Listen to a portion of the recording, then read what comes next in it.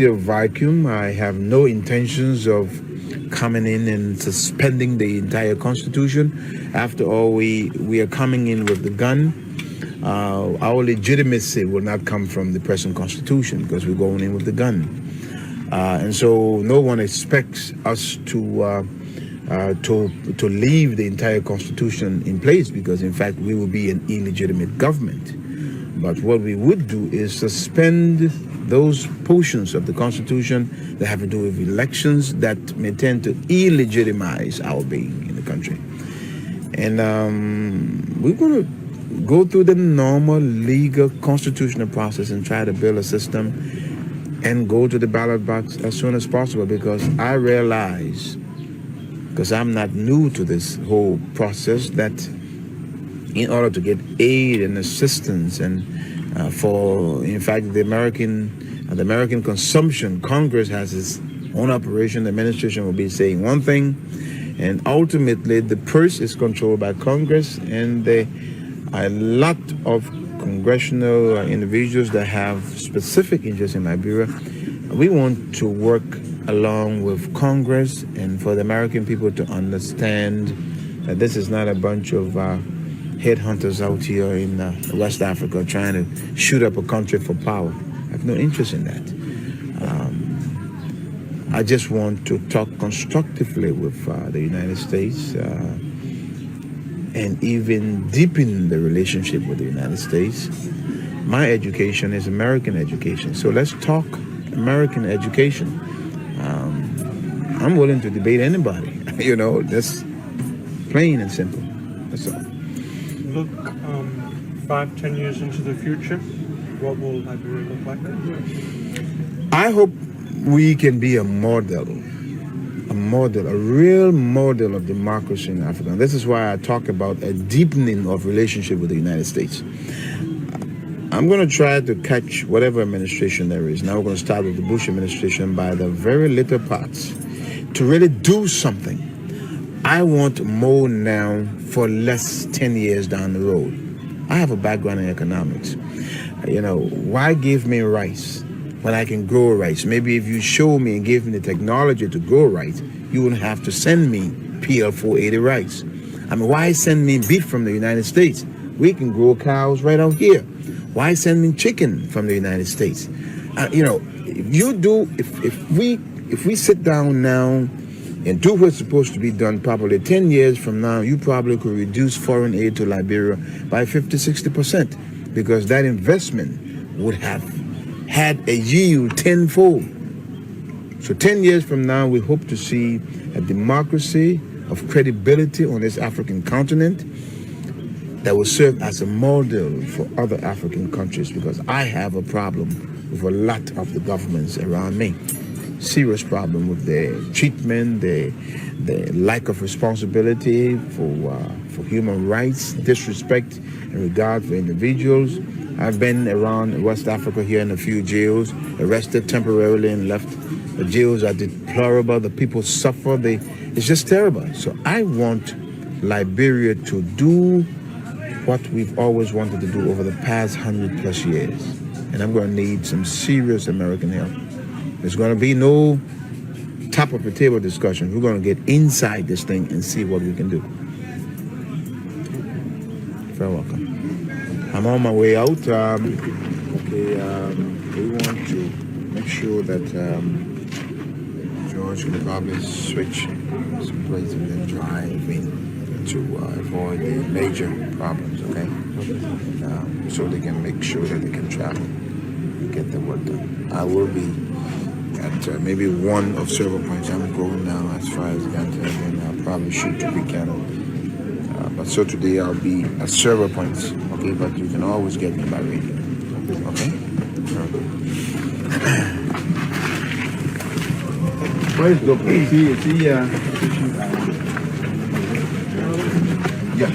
Yeah, he's supposed to be bringing some rice down.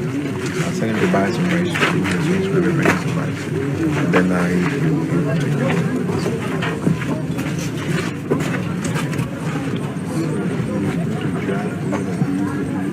Yeah, they have two. They have a Jeep and a Peugeot. But they wouldn't let them driving because they have a rolling plate. So probably we switch to like rolling plate and let George drive. Then we use about transportation. Maybe one or two cars. But then they can go and then hook up again with Sam. Because Sam, I think, is the type of... I want to see some real good action.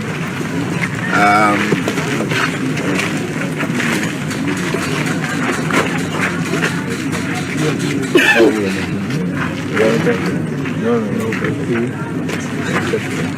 Director. We have direct contact. No problem. We gave the permission. Did you manage to get a shot of one of the pieces of equipment that we captured, the Stallion missile? Why don't we walk down? We have a jet, but we would definitely like to. Yeah, why don't we come down and get a shot? Where is the producer?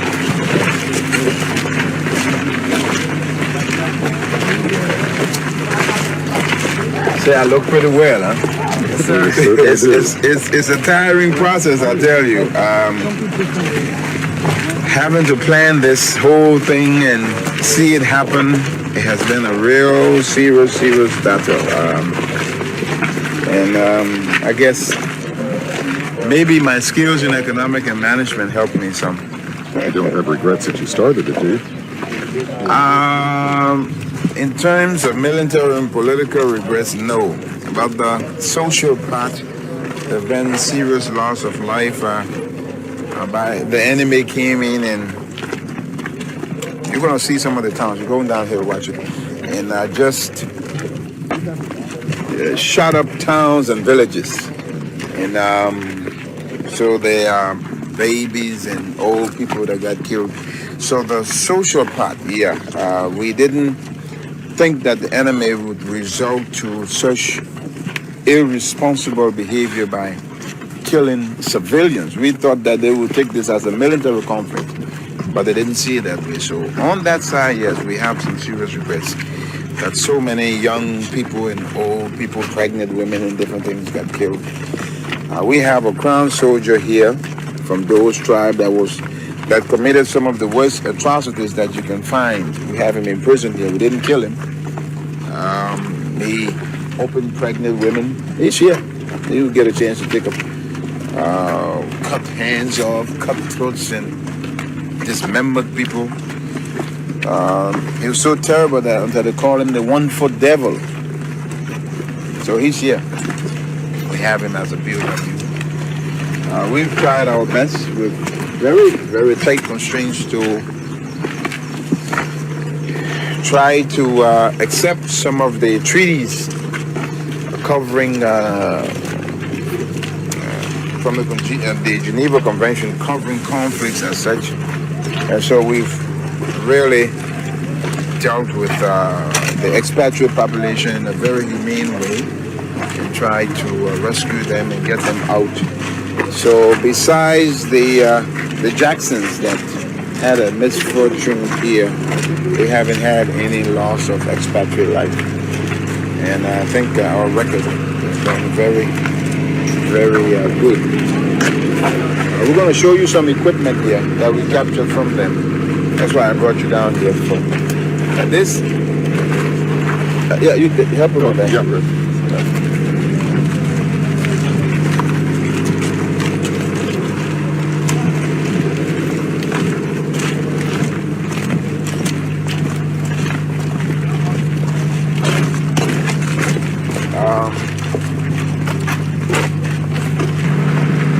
This is a 105 house that we just captured from Rock Island Hospital in the United States. But this is not new because there's no problem with that because the United States has historically supplied Liberia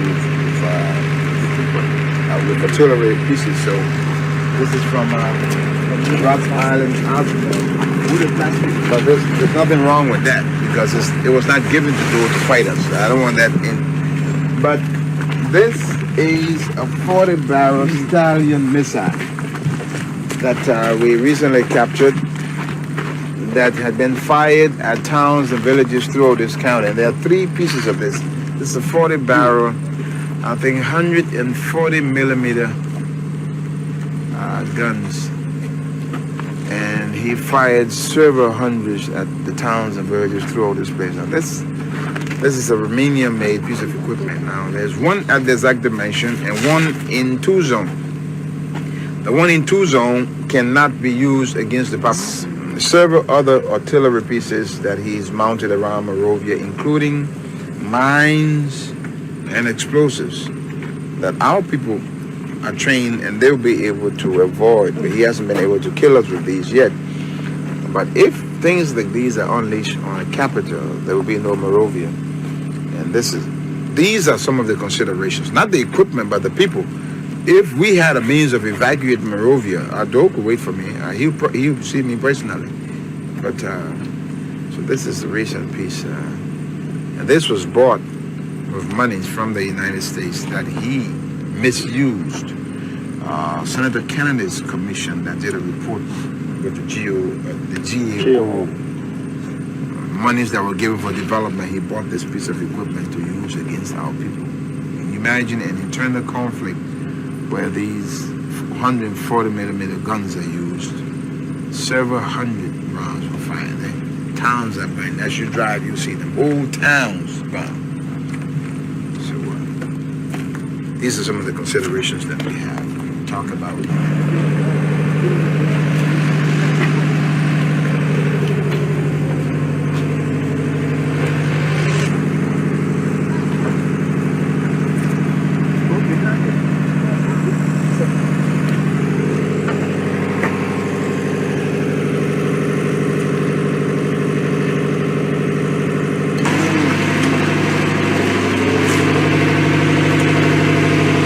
Liberia. He probably got some notes from a library deep in Harvard.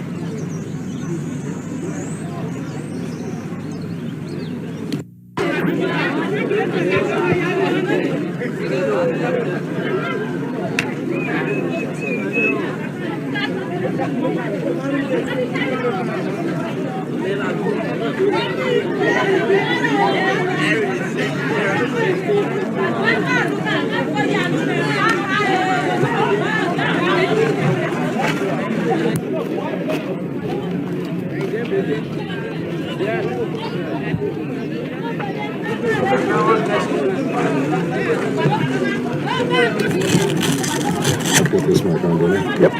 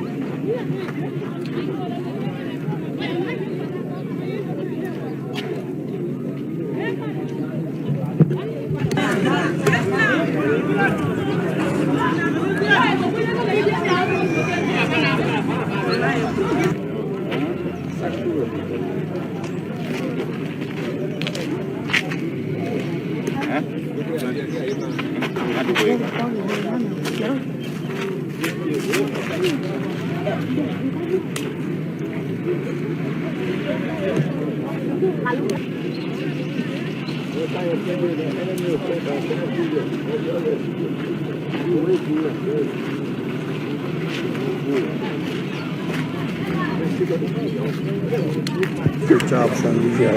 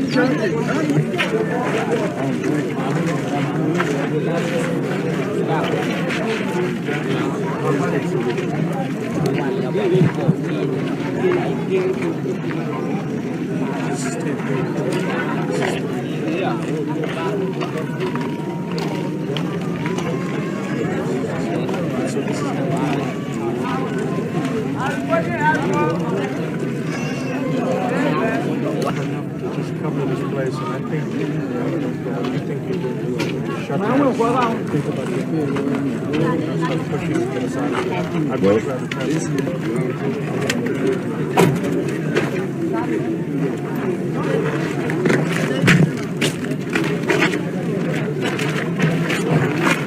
Hello. How you doing? How do you? ABC?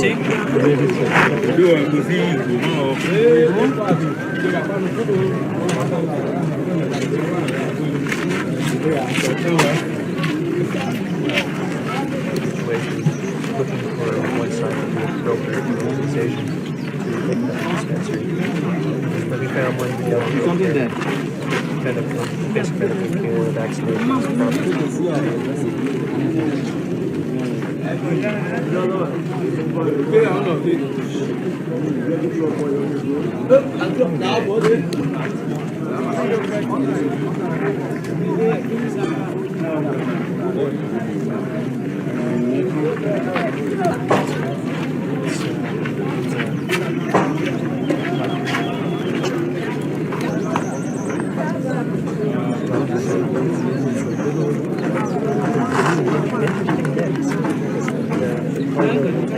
partner down south and west.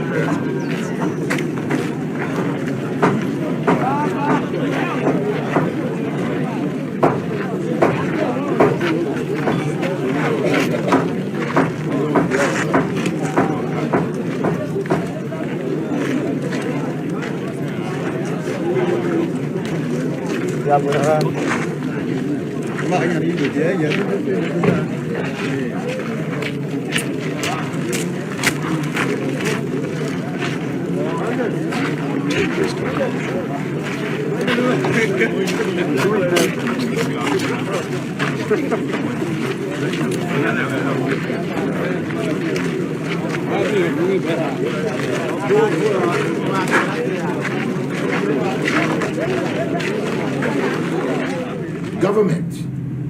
No one is going to accept that. I will not. And this government will not accept it. Mr. Taylor, when do you expect the Economic forces to deploy? Most of them are in position. They will continue their deployment. I've been meeting with them consistently, including this afternoon. We want them to continue the deployment. And let's just make it clear, there is one little interesting point here. This is not a war of the factions, like ULEMO fighting MPFL.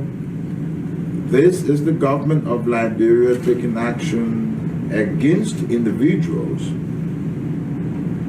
to restore law and order. And so ECOMOG can begin deploying again tomorrow.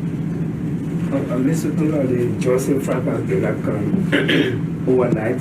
ECOWAS denied of being until degenerated to where it is now. And the presence of ECOWAS executives in the country is creating some suspicion on the part of the citizens that you may just reach some agreement that will halt efforts to get Mr. Johnson. Could you clear the doubt of the citizens? The ECOWAS delegation was here, and don't forget, we are a member state of ECOWAS. We are not, and I want to say it clearly, we are not a little, what you want to call it, little territory ECOWAS. We're a member government. We held discussions with the special representative from the chairman of ECOWAS. And I can assure the citizens that everything will be done to make sure, one, the lives are saved, two, the situation is returned to normalcy, the hostages are released, but that there will be no fronting of our desire to restore peace and law and order here by anyone. I'd like to clarify one thing. When you say that they're government, it's a government police force that has gone in and that are currently around the barracks. As far as I can understand, or as far as I have heard and what the U.S. Embassy said in the report that I said that there were government forces. Right. I'm saying that I think the question related to what would happen, and in my explanation, I'm saying once ECOMOG redeployed in the city, then the police would come out on the streets. Yes, but The operation was started by the police. They came under heavy firepower, and then the government forces had to come in. well, it was started by the police, and as far as I can tell, and everything that I've seen says that these are NPFL and ULIMO-K soldiers who are, I don't know, are they acting under a mandate from the Council of State? Is that the way that it's working? Where do these people come from? As far as I know, there was no police force with that kind of firepower that went in after him that has been organized before. I mean, the normal police in Monrovia cannot do that. No, I haven't said that the forces that are acting now are just policemen. They are government troops. Right. And don't forget, we are part and parcel of the Council of State. We make up the collective presidency. And so they are no longer MPFL or ULIMO soldiers. Those soldiers now constitute, if we make up a collective situation, the soldiers constitute a collective situation and act under a collective command. So people that are out there are from MPFL, ULIMO, Low-Fi Defense Force, coalition forces, generals are all out there acting on the orders of the Council of State. But isn't it fair to say that this whole the fighting over the last week or so has in fact turned into a factional and ethnic battle? That you do have now a solidification of these various Kron factions allied against this coalition army that you're talking about. I mean, certainly the perception of the world is that Liberia has fragmented again along ethnic lines. No, but you have to correct that. I'll tell you what. Have you heard of any fighting in Camp Shuffling? Sorry? Have you heard of any fighting in Camp Shuffling? No. Have you heard of any fighting in Buchanan? No. Well, in Buchanan? There's no fighting in Buchanan. Maybe you can drive there. You have not heard of fighting in any other place. If this were a factional situation or a tribal situation that had degenerated to where it is, there will be fighting all over the country. You know, there are so many current officers from the Shuffling military barracks that have come here and have said, look, we are under the command of the government of Liberia, and we are not a part of this. This is why, remember, you know, the older journalists know that during the situation of the attempted coup in 79, Joe regained power by the soldiers from the Shuffling military barracks coming into town. They are there. They are not a part of this fight. And right out there, you have Maxwell Kaba and other ULIMO J officials that you may interview out here that have not been arrested by the government and they have no quarrel with government. Maxwell Kaba is a ULIMO J official that serves as managing director. They are all around here. And some of them have disassociated themselves in this whole Johnson situation. You may want to go into the ECOMOG headquarters and contact Amayulu or the Minister of Defense, General Bowen, who had to escape from the Barclay Training Center for his own life. There's just a little group here that are bent on destabilizing this government and this country, and we find it unacceptable, and it will not work. And I think while you are in the country, you should use the opportunity to go to the prisons and see if this government is arresting crimes. We're not involved in that. There are crime officials. Yeah, it's a crime official of the National Assembly sitting right there. Can you guarantee our safety as we travel around the city? By all means, to the extent that I do not know where a stray bullet will come from, I will send you with my personal security and those of the government to go around to areas that we deem as safe. If there's anywhere that we deem unsafe, we'll tell you and we'll urge you not to go there. And please don't force yourselves. Mr. Taylor, you've stressed the importance and the need for the release of the hostages who are currently at the Barclay Training Center. You said that your government will not engage in negotiations with Mr. Jackson's forces who are holding the hostages. ECOMOG is to surround the barracks training center, the Barclay Training Center. How do you see this hostage crisis as coming to a resolution? Are you proposing that ECOMOG essentially become a besieging force? Well, this is a secret. We've agreed, and this is the secret, that the United Nations and ECOWAS delegation will deal with this. And before the delegation left on yesterday, to the best of our knowledge, they did make some contact with Mr. Johnson, and I do not know how far they got. And the reason for the cordoning off of the barracks is to make sure that they did not come out to provoke government to try to force our way in. And so the resolution will come from our giving the United Nations people here and ECOWAS people here the opportunity to begin some discussions far away from government, because it would be a disaster if this government or any government were to encourage in any shape or form these types of actions where people being sought by the law would just go forward, take hostages, and do whatever they wanted to. This government cannot and will not establish such a precedence, because it would, in the final analysis, be disastrous. But in fact, it seems, once again from afar, we've only just arrived, it seems that the reason Johnson and company have taken the hostages is because they're scared for their lives. They didn't do it for the pleasure of it, and the reason they're scared is because they felt that the forces at your command were out to get them.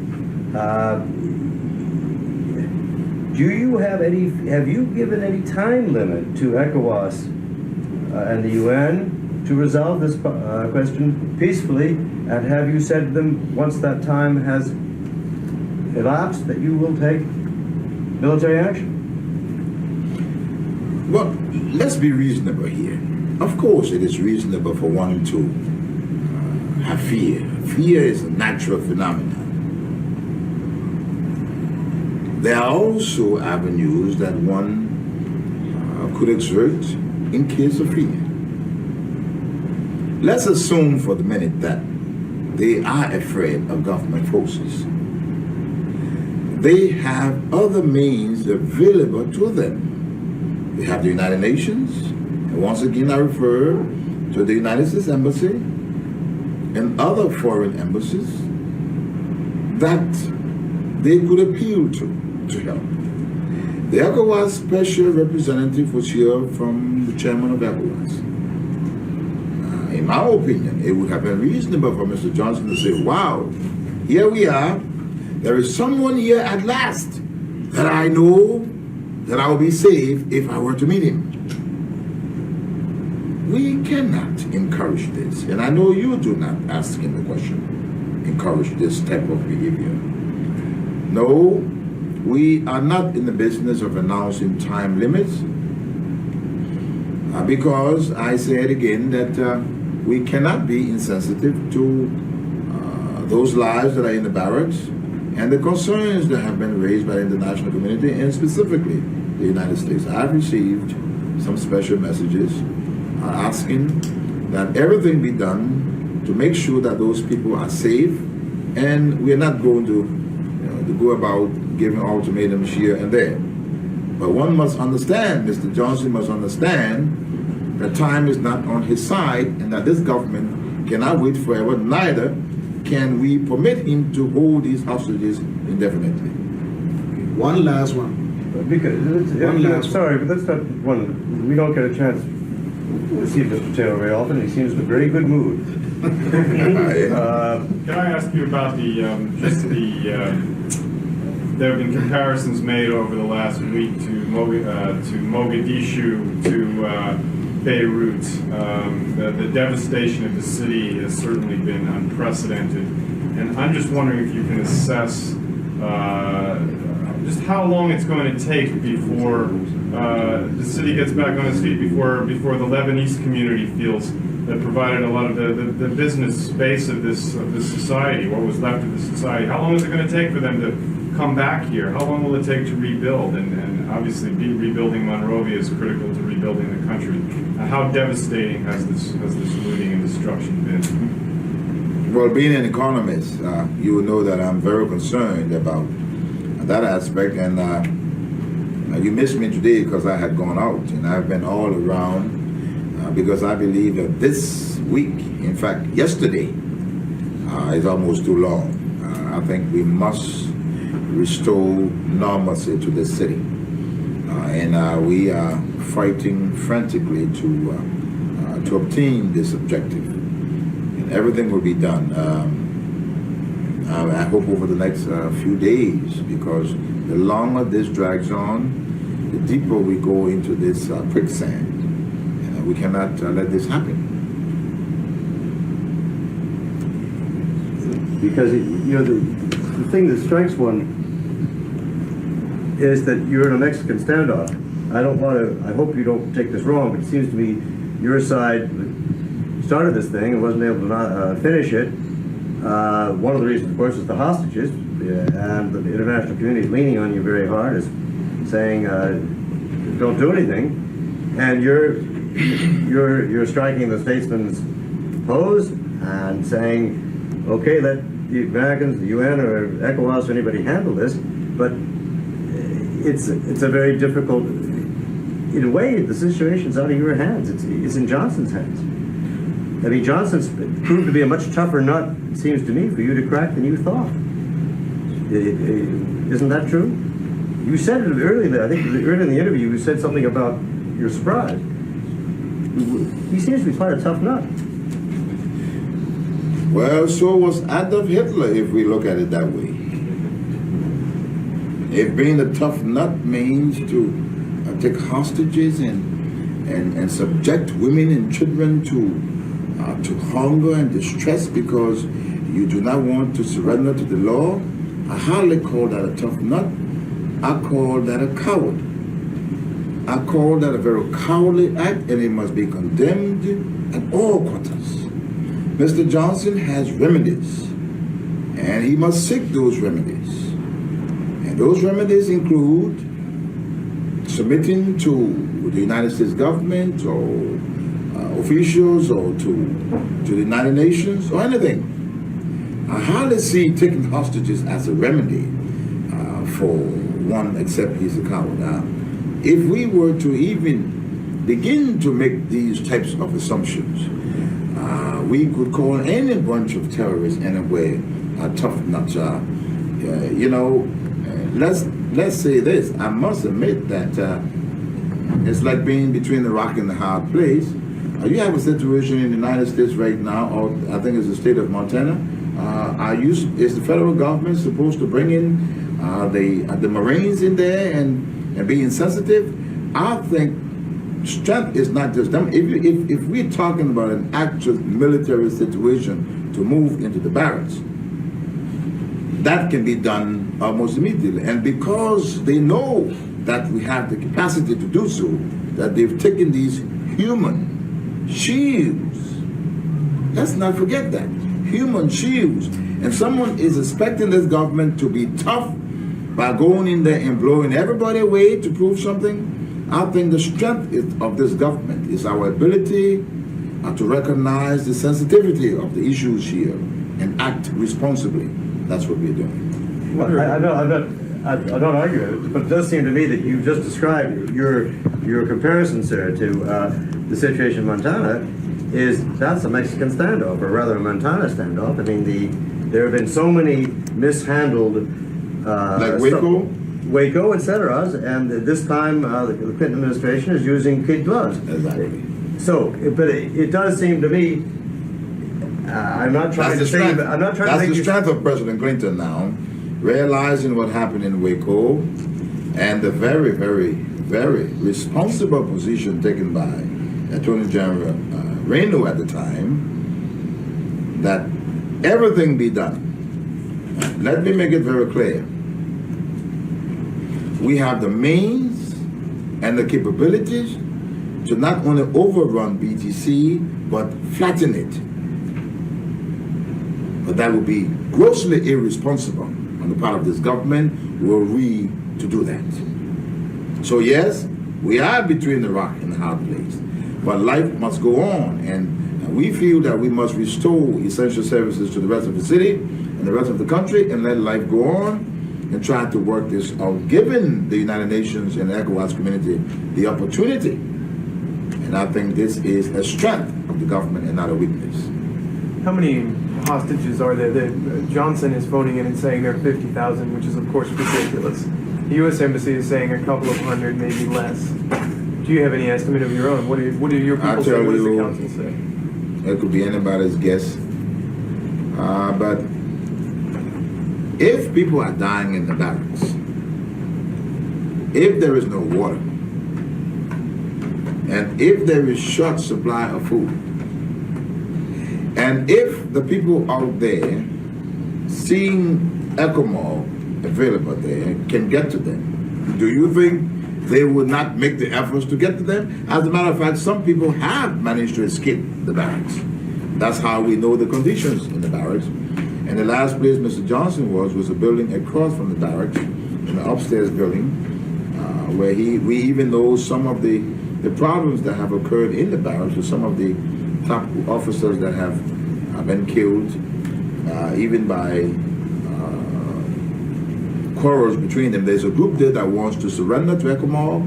There's a group that is saying don't do it, and have killed other generals that have made attempts to surrender. The incident on yesterday regarding the Ghanaian forces was a group that came out to surrender. The Ghanaian ECOMOG troops tried to receive them peacefully, only to come under fire. One got killed, one was taken hostage, another was wounded and taken to ECOMOG base. And upon their return, the top LPC general was killed by other people because they felt that he was chicken and was trying to surrender. So these people are not being held there by their own free will. You've been, I think, very clear this evening is about your forbearance and your sense of not wanting to move militarily. But we're also told that almost every day in the last 3 days, there have been rumors saying tonight's the night. We're going to there's going to be an offensive. I mean, I realize there are always rumors when you have. How does one respond to rumors? Okay. No, but I mean, but you basically telling us that this is not so. I'm saying to you that we cannot and will not be insensitive to the conditions in the barracks, the very bad conditions, including one that has to do with making sure that our people do not die, whether it is by famine, disease, or by bombs.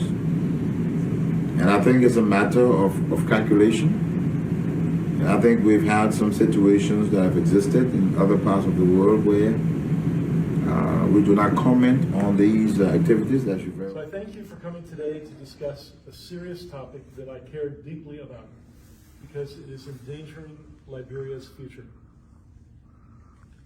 Liberia deserves high praise in 2022 for courageously standing up for human rights on the international stage. The media environment in Liberia today, such as our group gathering here, serves as an enviable model of liberty and free speech. But 19 years after the ending of the Civil War, and 7 years after the rebirth of Liberia following the Ebola virus epidemic, Liberia still ranks as one of the 10 poorest countries on the globe. So when a newborn child fails to achieve standard growth benchmarks, a newborn child, doctors call that failure to thrive. It means there's something wrong. Failure to thrive. In the United States, the legislative branch and the executive branch are in 100% agreement on policy regarding Liberia. They're both calling for action on the primary cause of Liberia's failure to thrive: a long-term infestation of rampant and pervasive corruption. Corruption steals from the poorest. It blunts or negates the impact of all of our development projects. It defeats initiatives before they can even be launched.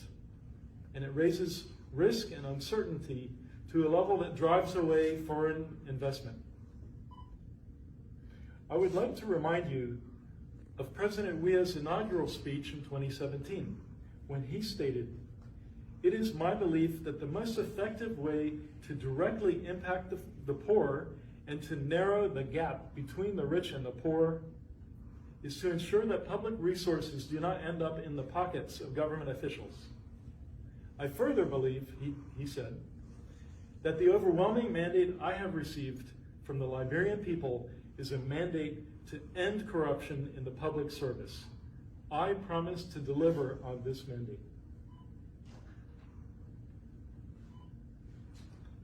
This morning in Washington, D.C., the United States Secretary of the Treasury placed sanctions under the Global Magnitsky Human Rights Accountability Act on 3 Government of Liberia officials: Minister of State Nathaniel McGill, National Port Authority Director Bill Twaley, and Solicitor General Cyrenius Cephas. After a rigorous interagency investigation, the Treasury Department determined that these 3 officials engaged in corrupt acts, and they are now subject to U.S. financial sanctions and visa restrictions. This is a decision that the United States government does not take lightly, because corruption is not a light topic. As Treasury Secretary Yellen put it, corrupt acts take resources from citizens, undermine public trust, and threaten the progress of those who fight for democracy. But allow me to clarify some points before we proceed. Corruption exists in the United States. Corruption has always existed in Liberia and in the United States. These sanctions are sanctions against individuals, not against the country, the party, or this administration. Today, these 3 executive branch officials are being singled out. The Global Magnitsky Human Rights Accountability Act, or GLOMAG as we shorten it, has only existed since 2017. So no previous government of Liberia administrations could have had individuals sanctioned under GLOMAG. Today's announcement does not preclude others from potential future sanctions. But of course, full accountability in Liberia can only come from Liberians themselves. Recognizing corruption's ability to corrode democracy, on June 3rd, 2021, President Biden established the fight against corruption as a core U.S. national security interest, stating, "Corruption threatens United States national security, economic equity, global anti-poverty and development efforts, and democracy itself. Today's actions are one of a series of actions taken to combat corruption, in line with the U.S. strategy on countering corruption. In addition, today's announcement is consistent with the U.S. strategy towards sub-Saharan Africa, which was announced by Secretary Blinken during his recent visit to South Africa. In that strategy, 2 of the 4 main objectives touch on the effort to reduce corruption. First, our goal to foster openness and open societies, which includes promoting government transparency and accountability.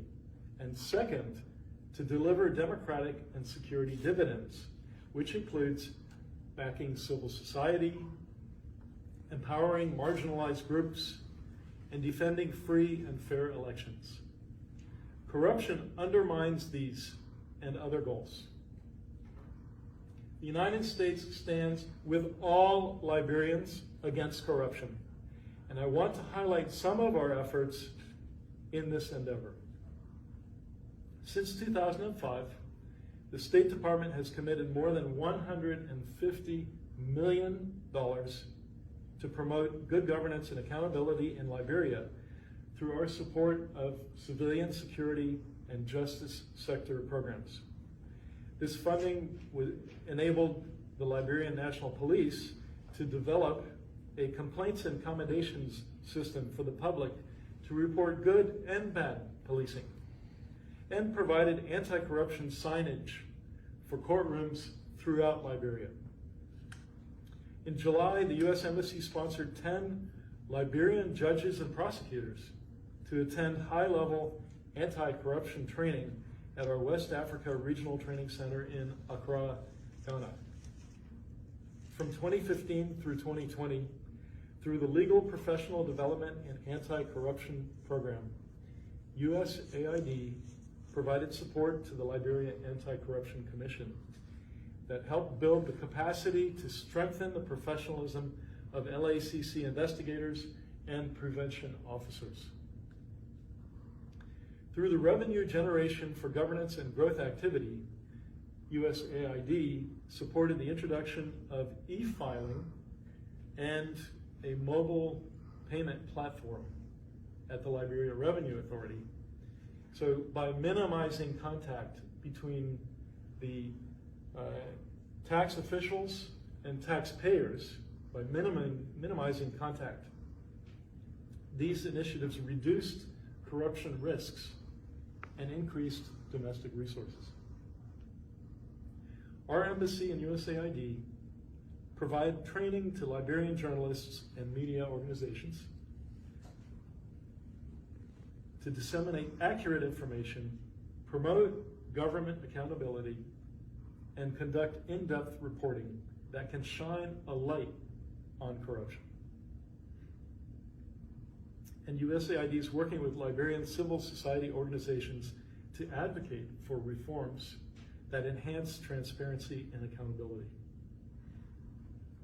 So these activities, or these examples, are just a short list of the many things we're undertaking in Liberia to counter corruption.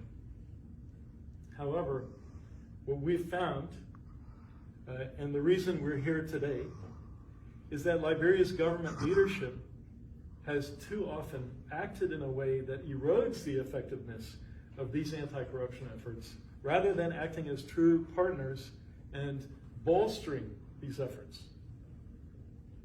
The worsening corruption situation has resulted in a greater number of U.S. officials publicly calling out Liberia. In her remarks at the National Bicentennial Celebration here in Monrovia on February 14, 2022, then Special Assistant to the President and Senior Director for Africa at the National Security Council, Dana Banks, said, "Too many of Liberia's leaders have chosen their own personal short-term gain over the long-term benefit of their country. The expectations sometimes is that the United States and the rest of the international community will step in to solve Liberia's long-term problems. So let me be clear," she said. "The United States is a proud and dedicated partner and friend of Liberia. But ultimately, only the Liberian government and the Liberian people can tackle corruption, fight for accountability and transparency, and move this country forward. Ambassador to the United Nations and former ambassador to Liberia, Linda Thomas Greenfield, said in a March 31, 2022 Wilson Center Forum that corruption is an act of robbery, plain and simple. It's a cancer in our societies. It is government stealing from the people of Liberia, from the mouths of children. Corruption is a democracy killer. And we cannot have that in a place like Liberia, which we're counting on as a bulwark for Africa's democracy. To me, she said, this is the most pressing. It's the most forward-looking challenge facing Liberia today. And it is frankly one that we need to work on, and it's frankly up to the leadership of Liberia to fix. Only Liberia's leaders, with the backing of and pressure from the people of Liberia, can create the environment of transparency and accountability that the country needs. To those statements, I would only add that in recent years, corruption has worsened to the point that it is now the dominant issue in a bilateral relationship that would otherwise show far more promise. Like I said, I'd rather be meeting representatives from American corporations and telling them what a great place Liberia is to invest. And the reason why our Treasury Department has designated Minister of State Nathaniel McGill, National Port Authority Director Bill Twawe, and Solicitor General Serenius Cephas is because these individuals have been directly contributing to this problem. Rather than seeking ways to fight corruption for the betterment of Liberia, these individuals have consistently advanced corruption within this government to the detriment of Liberia and all Liberians. It is my hope that those Liberians who have been victimized by the corrupt activities of these individuals will take a small measure of comfort that we are helping to hold them accountable. It is my hope that those who today are being victimized by the corrupt activities of these and other individuals will feel empowered to peacefully stand up to that corruption and say, no more. It is my hope that Liberians do not view these sanctions as punishment of the country, but rather view them for what they are, an opportunity to chart a new course. The U.S. government has taken this extraordinary step because extraordinary steps are necessary to tackle the cancer of corruption in Liberia. But ultimately, it will be up to the Liberians and Liberian leaders to take full advantage of this opportunity and to make the kind of fundamental changes that perhaps are more possible now because of these sanctions than they were even yesterday. As they say in Latin, carpe diem, seize the day. Do not let this opportunity slip by and allow a return to the status quo. As the Department of State spokesman said in his statement today, these designations reflect our commitment to implementing the United States strategy on countering corruption, and it is our hope that they will help Liberia chart a different course forward. I urge Liberia's leaders to put nation before self in this effort to lay the groundwork for better days to come for Liberia's future generations. The United States is a proud partner of Liberia and one of its oldest friends. Today, I assure you, from one old friend to another, America stands ready to support Liberia in this endeavor. So thank you very much for your time, ladies and gentlemen, and do you have any questions?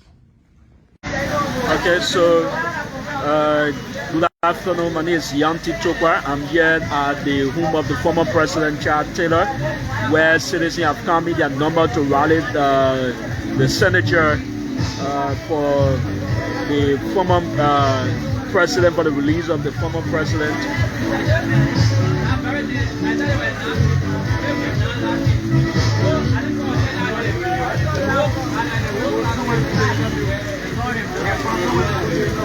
Huh? Yeah, no, I'm not.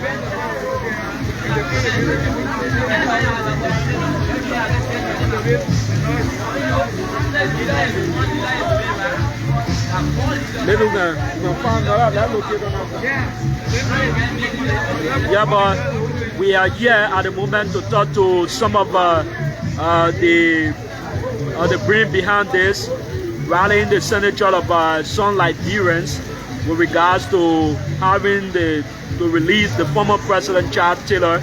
But how soon is that going to work for? We are here at the home, and it's Yanti Tokwa. So we'll talk to one of the organizers behind this as well too. But before we come there, like you can see, citizens have already started rallying, started signing to a list here, a petition format. A lot of Liberians, they are already signing this document to ensure the release of our former president Charles Taylor. So we will see how best we can go through this.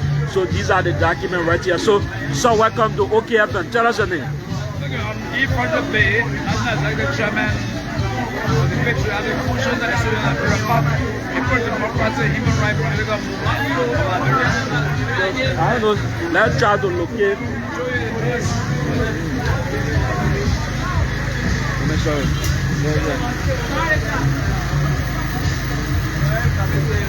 Yeah, so we talked to Mr. Bwe, like you were saying. Welcome to the media once again. Thank you very much. Yeah. The general yeah.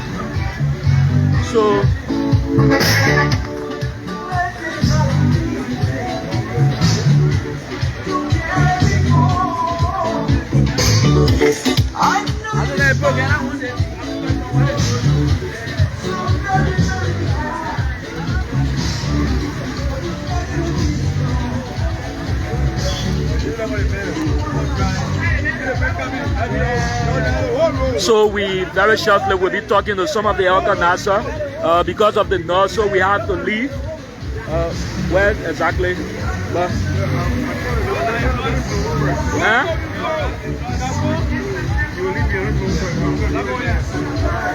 so we want to talk to the organizer behind this right here because we're trying to escape the noise. There's a music playing at the back. So welcome to OKFM, welcome to OKTV. We're here at the home of the former president.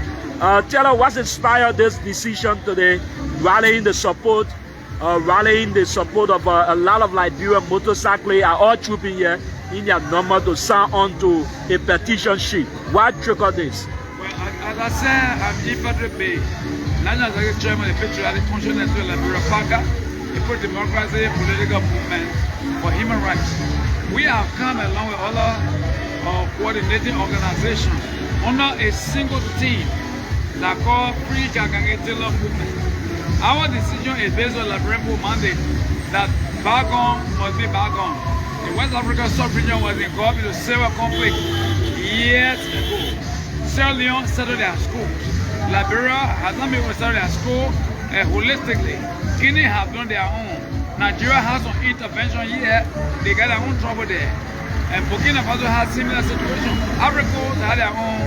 Their former president, Laurent Gbagbo, is by home. We are taking on the mantle of authority by the mother Liberian people to encourage Liberia to come and sign, to get petition the Liberian government international community to tell them that the former president Charles Taylor is languishing in British prison based on complete for international conspiracy theory. And we are saying enough is enough. 16 years out of this country, they have been not hostile to international justice. So we are collecting signature up to 1 million or more to present to the international community, U.S. Embassy, international community, to ensure that Brent will return to his family and rest his last life in planet Earth with people. That's why the captive is about. So what have realistic is this? Do you think that is something that will definitely happen? A lot of people have called for the release of former President Charles Taylor. Do you think there's something that is possible? He did it possible. How? The same way it was possible to wake him out of this country without any judicial process. The same way it was possible for him to escape from here and go to Nigeria under a peace treaty that Nigeria committed themselves to and said, we will not turn this thing over. And at the end, they breached. It's also possible that human mind can change. World leaders are changing. Washington changed. Downing Street in Great Britain changed. The European community changed. So Liberian people are beginning to know that what happened in one country can also happen here. People go through civil war, the spillover effect can be everywhere. ECOWAS came in Nigeria, bomb us here. You have the Kamajo here. You have other group here from Guinea. Liberians are forgiving themselves. We are not saying with all of these things, West Africa in the world should be at peace. So President should have reprieve from what he is going through today. Wow. So knowing for the well that Monrovia, first of all, we want to know how many senators are you targeting for this major action? How many senators are you targeting? We are thinking at least a million. A million? A million, yes. I mean, voluntary signature. For a country like this, a million will be enough. We expected about 10,000, 400,000, but it went beyond that now. So when did you start this process? Well, it been about a couple of months ago. But even years back, we began to launch the awareness. But today I'm seeing like you're launching it today. Yes, today it could be seen as launching. Yes, you can declare as a launch. The Liberian are telling us today, I alone. Today marks the day when he will wake up. Alright? When he said in Ghana, my people, if I'm in trouble for Liberia, I will go. It's a symbolic day for us. So we will believe in the philosophy of democracy, justice, peace and tranquility that President Taylor. Knowing fully well that Monrovia is not only Liberia, they're all across the country. He has been the former president for Liberia in general. Does it seem that this initiative will go all across the country? Are you doing that? That is why all of our regional coordinator under the supervision of our general coordinator is here. They are all involved. The phone have been sent out there. As it has been done here, it's been done in Kema, it's been done in Grand Gila. So it's been done simultaneously? Indeed, simultaneously, systematically. All that require a to have enough of the signatures to present to President George Manawia, a man of benevolence, and who will to transmit it to international community. Mind you, President Taylor was not taken away from here based on crime they alleged he committed in Liberia, but in foreign country, neighboring country, Sierra Leone. Sierra Leone started their school. We know President Weah is a good man who will join us with a petition. That will be accompanied by a petition signed by the same number of people to be presented President George Manawia there. Then he will help us transmit in the community and President will come back and say we're family. But don't you think that this could be just a word for the president, writing a communication to the international community, the International Criminal Court, calling for the release of the president, instead of you going there further, soliciting the signature of a lot of Liberians? Don't you think the government will undertake this initiative all by themselves? Was elected by Liberian people. Even in 1997, when they were counting the number of votes, he had won 97%. And he won last time. They see Liberian people have mandated this committee, which Parker, that I'm the chairman of, is engaged in now. 3 Jack and Taylor committees is now engaged in this, but the man of still Liberian people elected him at the time. They didn't dethrone him. They tried to leave the country. They was accused by international community. So the still Liberian people have mandated all the come. The people you see behind me that's standing here, they are Liberian people. They are not international people, but they are feeling the weight of the situation. They are telling us, please appeal to the true President George Manawia, a man of peace, benevolence, and understanding. George Taylor and President George Manawia are good friends. In fact, he advised President Weah to become the senator. Wow. That's why he did, because they are friends. Now today, we're feeling with the petitioning, which of course the coordinator will be explained to you. It will be transmitted through the government library to President Weah to the international community. And we believe that President Weah will join us to ensure that peace. Well, before we go to the coordinator, we want to get the assurance, knowing many a time going to an election there in period, and the initiative that you started on could all be politicized, wherein a politician that come in and take glory for what you're doing. What are the assurances that you can give the public? Yeah. Our response is, we, Parker as an institution, have been there. Before coming on the conglomeration, we've been there. We advocated for the release of President Taylor's estranged wife, Her Excellency, former First Lady, Agnes Reeve Taylor. We advocated, we demonstrated to the British Embassy. She was released. Today we are talking about a sitting president. Nobody manipulating nothing. Nobody can tell us nothing. We are saying human right anywhere, human right everywhere. President Taylor deserves to come home and stay with us. Lauren is home, Ivory Coast. Guinea got their own trouble, they solve it. Sierra Leone today, Ukraine, curfew being imposed. I don't believe they want Liberian people want. We want peace and stability. Have you been in touch with the former president? The former president. Have you been in touch with him? He's been speaking to us through the family. And he is in a deplorable situation. In fact, he called for isolation on the COVID, he was denied. I mean, on a human rights ground, he should be released and come to the people. Say he left from here almost 16 years ago, he posed no threat. Even we will be taken away from here, people thought there wouldn't be war along the road to our speed. That didn't happen. They brought him by here, put him on him, around the airport. Nobody resisted on a violent means as they think it should be. Today, he's still languishing the other 16 years. Do the world not know that that man is a man of peace? He's indeed a man of peace. Everyone who come here, they believe in philosophy. And we believe in philosophy. We don't got to be part of a party or believe that he needs to be home with people everywhere around the world. Democracy must be built. Human rights, everybody. President Taylor deserves the right to come back to his people, stay with his family, give Miliki what his family is, and just realize himself. Well, thank you so much, Mr. Boy. Well, we talked to the coordinator. Welcome to OKFM, OKTV. Tell us your name. Well, thank you very much. I'm not a coordinator. I'm the chairman for the President Taylor. This school was established 4 years your name, ago. did you call your name? David Bill Plateau Senior. Okay. This school was established 4 years ago.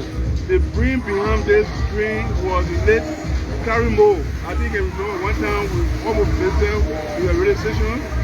We came there, we went to Beach FM, and we appeared there. But we have been since 4 years ago, when the late Carrie Moe was living, we had a lot of consultation both international and locally.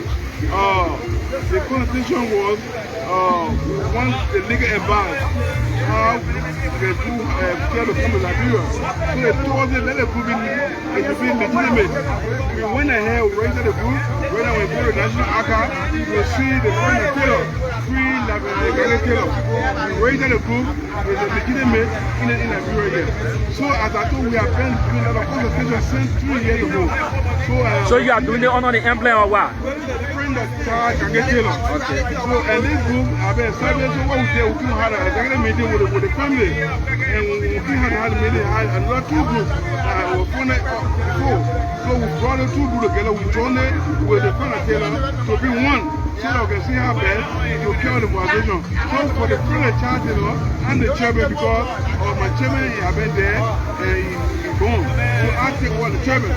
So today is okay 11. We decided to launch it today, the full launching of the group because okay 11 he will leave the 11 okay 11.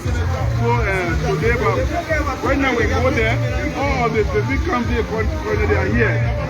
From now on, the power cloud will be given empowerment with some phone to carry the country. So have you gotten the blessing of the family? Is the family giving you the full chance? Hey, we are excited of this. Even the news are going around, people walking on the ring, they come to the sun. I think you're seeing all of them coming on the ring for real life. Even over there, can you imagine the water women? God brought them, they got down, they killed the son. They are very happy, they eat 2 shots, they take it. So when are you expected to do this petition ceremony? Well, we are doing it within 1 or 2 months. We have 2 months. But we are always in the country. And we are always in the country. Within 2 months, but I expect we are going to get. So in total, how many senators again you? We want to go above 1 million, 1 million, 2 million, no problem. But when we do our consultation to the National Committee, through the surrounding government, they told that they didn't have problem with Taylor. It is under a level with Liberian. That's the reason why what is beating us. As I told you, this group was started 4 years ago. We've been having a lot of consultation. We went to tell you, we led Carrie Moe myself. We met with other executives, other government officials. We consulted other legal students. They told us they level Liberian people. But it takes a man who will do this and they to go around. We are not very fun now. We are going to do our own. And get one thing. So they told us, we don't need your state nature. After that, you started to operate with the Saudi government. Through our legal council, we feel free.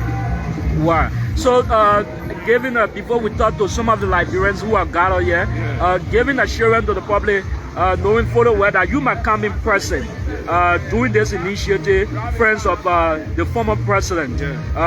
Knowing that we are approaching election and a lot of people, politicians, might come in and say, hey, we want to join this process.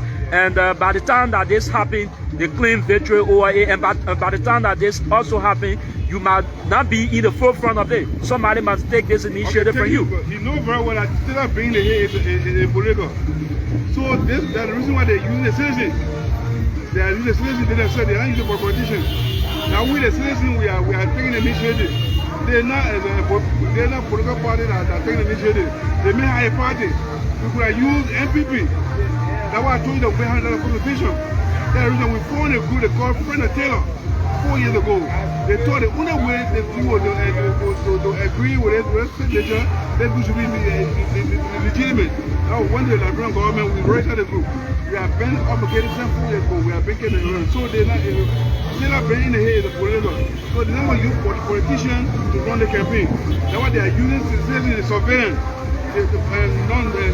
non-political. So that's what we are doing it for. So any politician come over, we say no. We don't allow them to come over because we don't want the world to look at us as politicians. Well, we wish you well in your endeavors. Thank you very much. Thank you so much. So thank you so much for talking to us.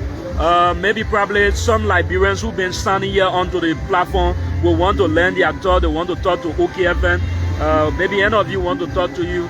I'm quite sure that this brother also, I guess that you finished signing already. Welcome to OKFN. Tell us your name. Well, you finished signing already. What, how excited you are? Are you happy for this initiative today? More than happy. Wow.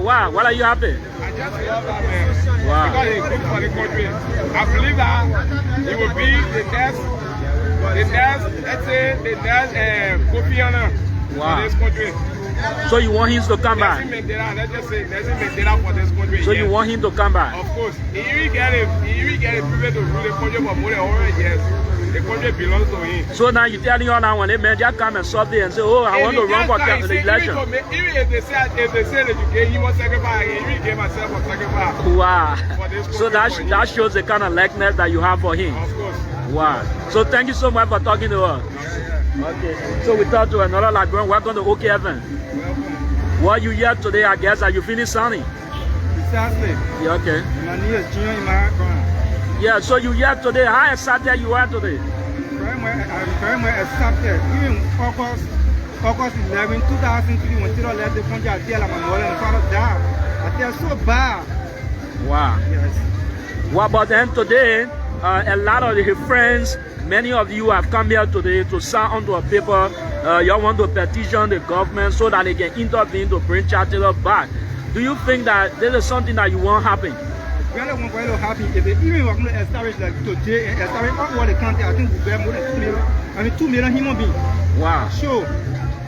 But a lot of people have been coming here since this morning to sign onto the paper. It should be more than this. Okay. So what can you say? What some of the likeness of the former president? A lot of people watching that you can remember. For me.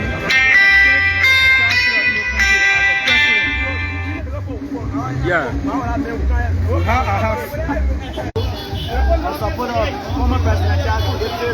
Well, I guess you finished signing onto the paper. So how happy are you for this signing ceremony? Why you want Taylor back?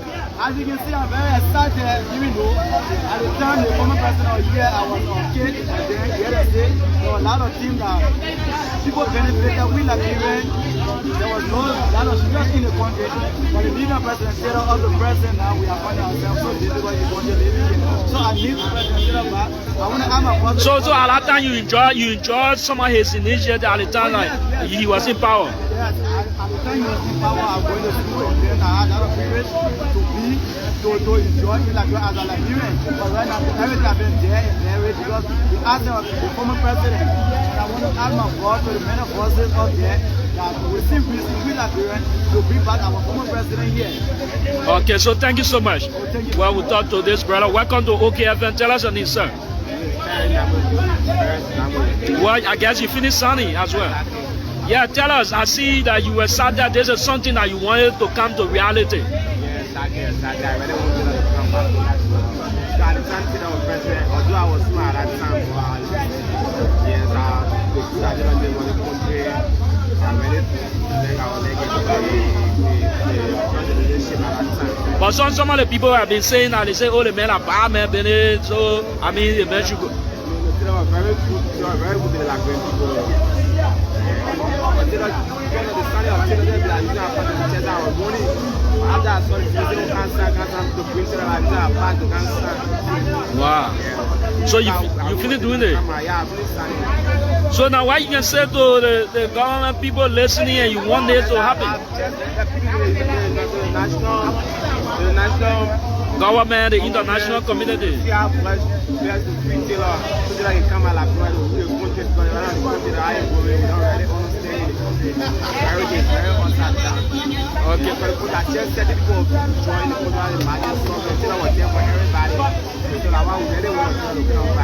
Thank you so much. What we talk to this president. Welcome to OKFM. Tell us your name, sir. Yeah, my name is Clarence Sosa from the Bangladesh district. While you were on traffic and you thought to come here, abandoning everything, you went there to sign on the paper. You want Taylor to come back. Tell us. Oh yes.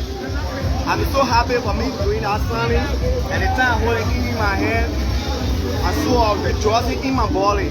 Because Taylor, at that time, the time you were as president in this country, at that time, our boss mother for through a history, how you rule, how you control the country. It was okay from our forefathers and from our parents. They said, Taylor, during the time you were ruling, record rest, other things were very cheap. But now we are looking at the things prices is very costly for us now. And we are going higher. But we need our former president back, not to be president, but we want him to live in Liberia with our brothers. So you guys are based in so long? Yes, we love him, our father, our uncle, for him to be with us. But not to be our political star. So how prepared are you with this process? You willing to go beyond? How prepared are you? I will appeal to the national community to help us. So much. Thank you so much. Yeah, so we talked to the last person quickly before we go. Welcome. I see you smiling. You've signed on the paper already. You want former President Taylor to be back. Tell us, how impressed are you? Actually, I'm very, very happy. I can see I'm giving hope with my happiness and celebration of my former president, Charles Daniel Taylor, to be back. I want him back. Right now, as I'm talking, I want to see him back. Wow, so you have been so long? Yes, for long. Wow. so what can you say? What can you remember from the former president? What can you remember? For me, during that time, did you enjoy some of the Yes, I enjoyed some, and I say I was in a campaign for Taylor when Greece go. But I love his government, how it run, and some partnership were against the government like he was so tech. But I love his government, how it run. Wow. So finally, what can you say? Finally, what I gotta say, I just want to give the message out to our present president, George Manobuya, to help us through the Liberia, to talk to the international community, to free our former president, really back. Wow, thank you so much. Tell us on here again. I'm Clarence Abakoyo, live later Ogo. Thank you.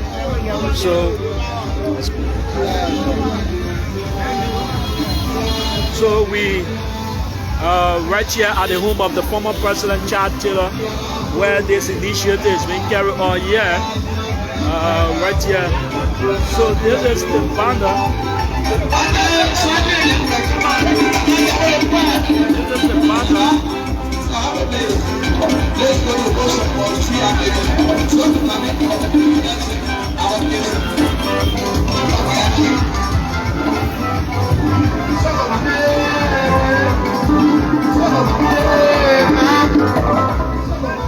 So you can see a lot of like people.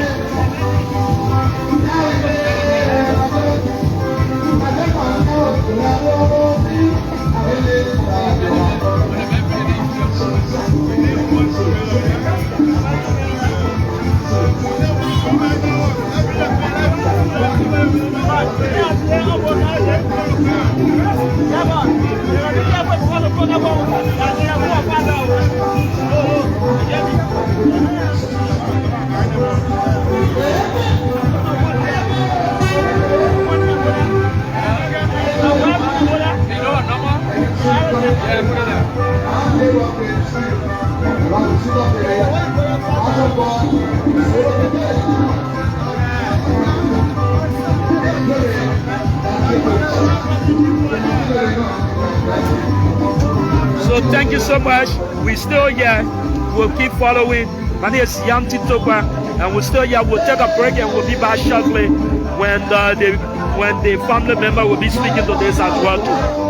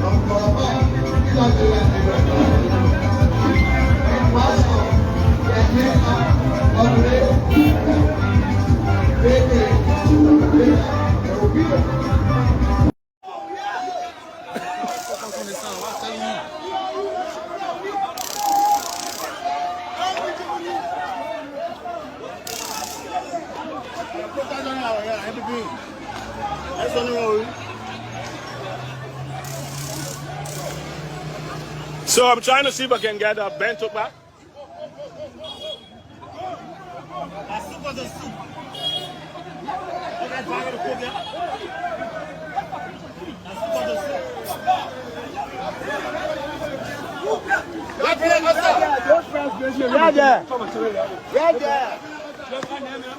So we are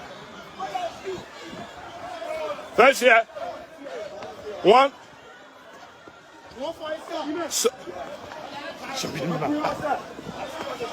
So one of the soup guy.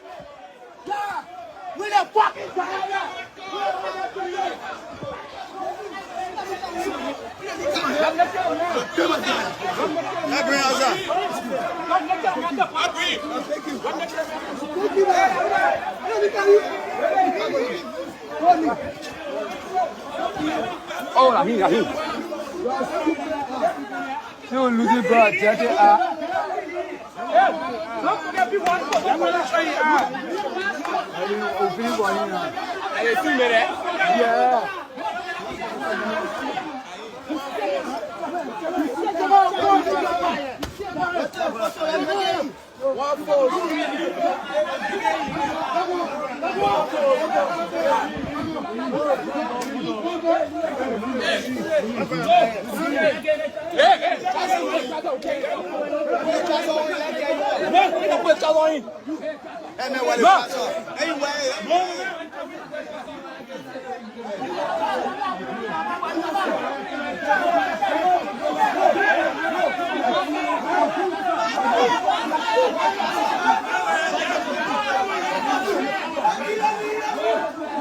So one of them, but the guy from the Sudan Unification Party, the attack.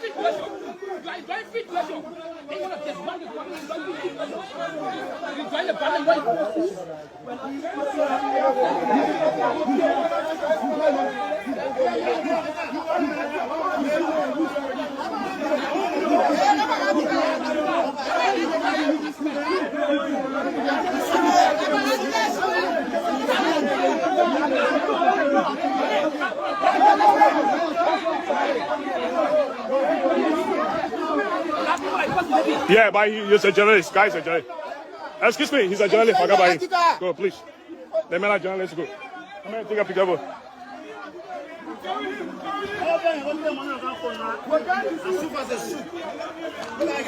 So what's your name, my brother? I'm David B. Saleh. David B. Saleh, from which group are you?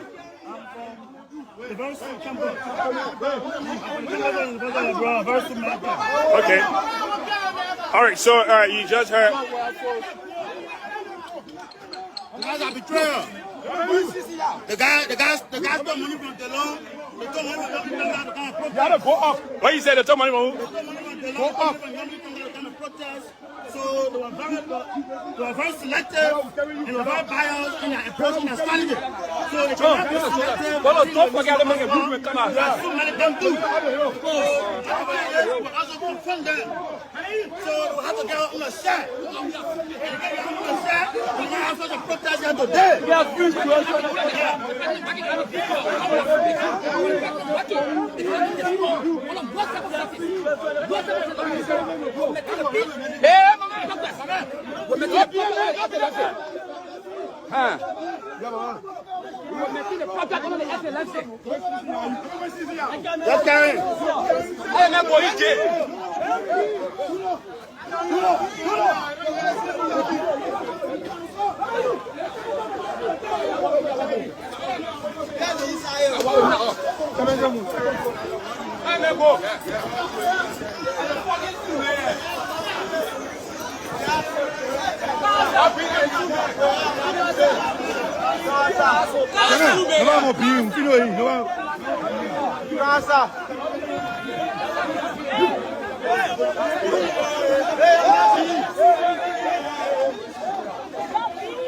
So, James, I'll be fuck all.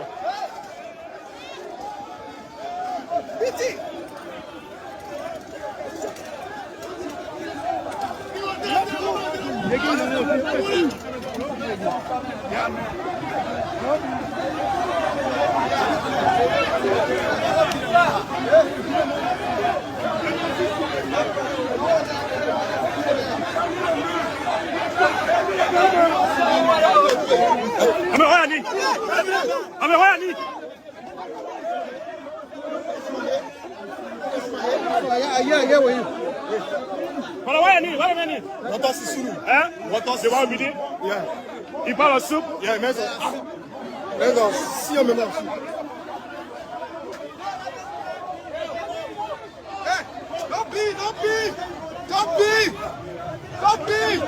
Don't be before you die. Don't be. Hey. Don't go there.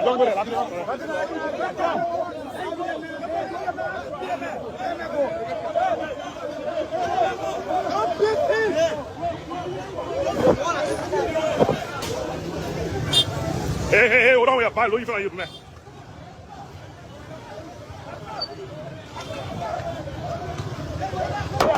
Pay attention.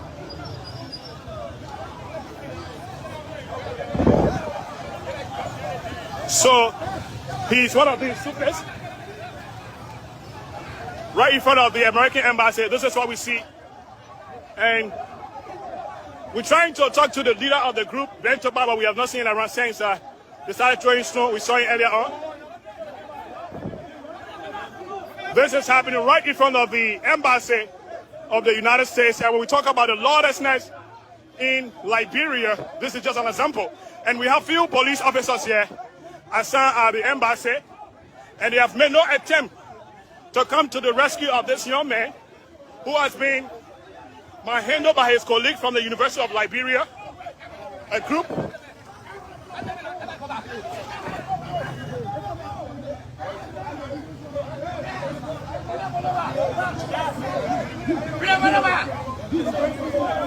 And here we are. We still have a police officer, and you can see the policeman there smiling. This officer is smiling there. He should be calling for a backup, but I see him smiling. And at this point, I don't know what he's going to do. He, after being treated, this is the group. They are calling themselves a member of SU, but earlier on we saw the banner is the Independent, and he's just being rescued by that motorcyclist. So this clear policy, or did they announce it as a proposal? How did you all see that announcement? Well, it was a proposal, but the trend it was taking, it was clear that had it not been resisted, it would have gone through, because the argument government was making on a regular basis was that, look, this, people stand to gain from the increment in the price of rice, and we said no. I mean, that if this happened, it would be the ordinary people who will suffer, because there's no the justification was not just making more sense to us. So we said, look, we had to stand up against this increment. Of course, as I said, the late Albert Port was, very much instrumental in his old age. He was going from the Justice Ministry, coming to Power Office, meeting with us, so that there could be a way to stop the demonstration if need be, and then for government to drop a position on the issue. But the Justice Minister too was not helping the situation of the late Oliver Bright. He was there issuing threats, how if people went in the street, they would be met with force, so it was like trying to, take the robust, posture as a Justice Minister. And the power people, on the other hand, who organized the demonstration, we had some meeting with them. I think Dr. Formula alluded to some of those meetings, which I happen to have gone to around the grave site near their office in the night. We're trying to see what strategy could be put in place in the event government unleash troops on the demonstrator. But it didn't occur to us that the army people, would not have interfered.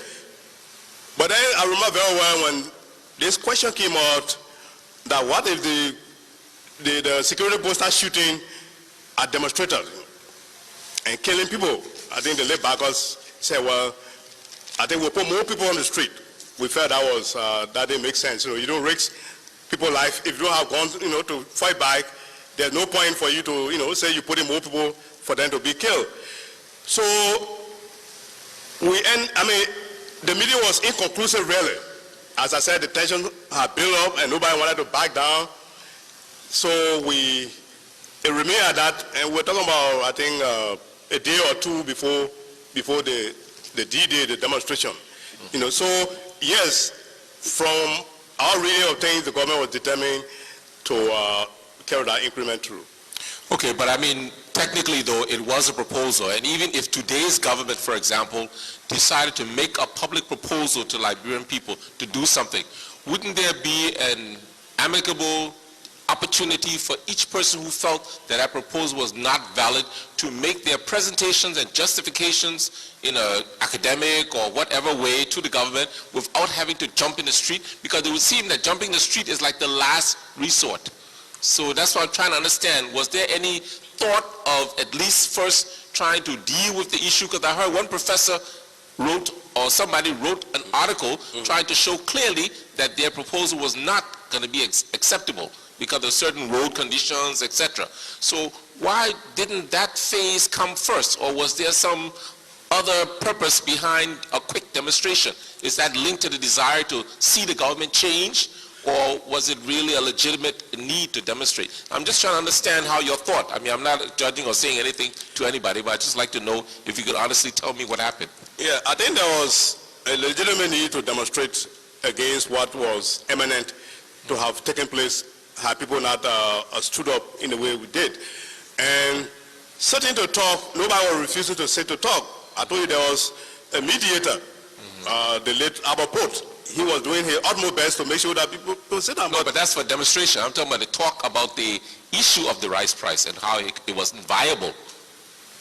Yeah, but that's what I'm saying. But you can't divorce the two, Mr. Commissioner, because if government felt that people, firstly, we know that rice business is not something to play with. That's our staple food. If you have a proposal that you want to increase the price of rice, you see opposition to it. And then you have space in between, someone is shuttering, to give room for people to sit and talk. Because any responsible government, if you embark on a policy that you know that it's people are opposed to it, and within your own thinking, you know that it is not really going to benefit the average citizen that you are a leader of, there's a need to say, well, look, let's sit and discuss the issue. I don't think the issue are only with those who plan to demonstrate. As I said, the fact that PAL took the initiative, took the stand at our rally, well, we felt that, yes, Moja didn't take the initiative, but it was a cause that we felt was worth supporting. I mean, if we say we're progressive people who are speaking for the rights of our people in the absence of any opposition party, then we have to stand up to something that we think is not in their own interest. And that's, I think, propel us into getting to be involved in the demonstration. I understand. Thank you. The next thought was, I've heard two views, and I'm trying to understand what really happened. One view was that the group made a request to the government to stage a demonstration. As I hear, there's a policy in which you have the right to demonstrate. You have to request first and get approved. Just like if somebody want to open a political party, they couldn't just open it. They have to request first and go through a process. Yeah. And one thought is that that process had not been concluded, but then the government started shooting people in the streets. But the presentation you made just now was that the demonstration was on. And then from that demonstration, the government reacted by starting to shoot people. So I'm just trying to understand which one of these things really happened. The person before you gave that other view, so I was just concerned, or was there an error or what? Whether permission was granted? What he said was that there was an application for a demonstration with the government, and they were waiting for that clearance to come, meaning they had no thought of actually demonstrating until this clearance came. But then suddenly the government now reacted by putting soldiers in the street and started shooting. So is that the case, or was the demonstration actually on and the government then reacted to that demonstration? The demonstration was indeed on from the best of my recollection. I think I have told you when I met the first group of soldiers on the university campus that morning, they were posted already. And because that day was set to be the demonstration, that's the time I decided to come, in town, Central Monrovia, and on my way coming, that's time I saw that, yes, people had geared up, and as I said, not even the organizer of the demonstration could have any control, because it was a serious mass movement of people. So it started before the shooting. Okay, so that meant it was a demonstration that had not been given official approval. In a sense, it wasn't a legal type demonstration. Or did you get the approval from the government? Well, obviously, if one were to wait for official approval with the position of the Justice Ministry, it certainly was not going to come. I mean, that was not going to be a possibility. Yeah, I understand. There were no indication that government was prepared from the utterances coming from this ministry right here, Okay, I understand. I just want to get the clarity, that's all.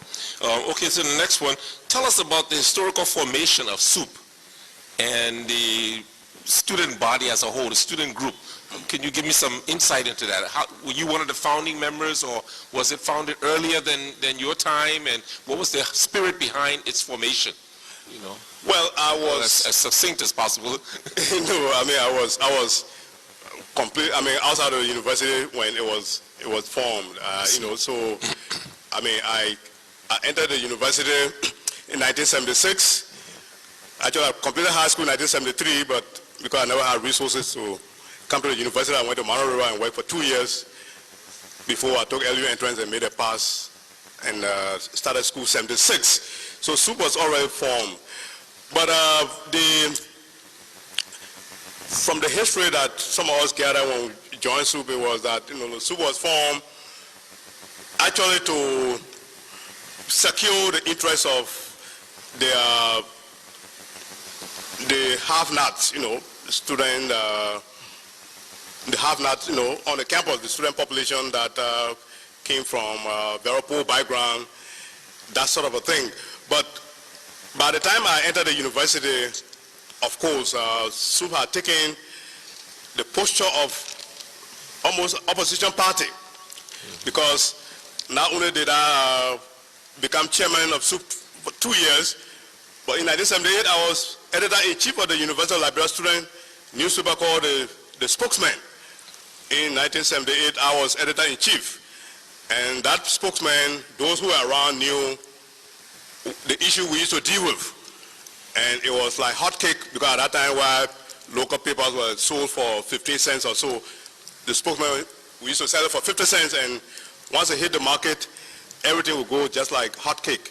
You know, so we were in charge of that, and we created a platform where intellectual engagement was done through intellectual discourse program at the University of Liberia, you know, organized by the student union, inviting people up to the level of the vice president, you know, to speak on topical issues where they were being questioned.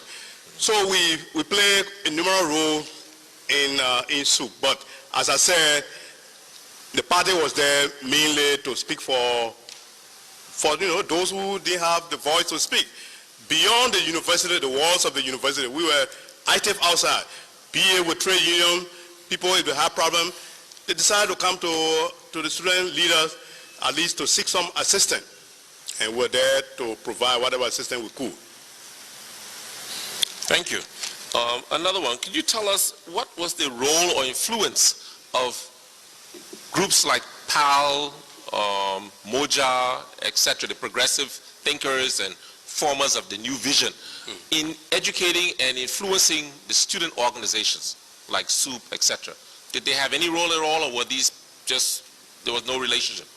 Say that again? For example, the groups, you know, there was a time in the 60s or 70s when these new vision leaders about the need for changing our society and progressively going forth with a new government like Tipote, etc., members of this Moja and PAL, they came up with this vision. I just want to understand whether they had any influence on the student organizations at the universities, etc., or did the vision that came from the universities come from their natural mind and response to the society? Was there any linkage?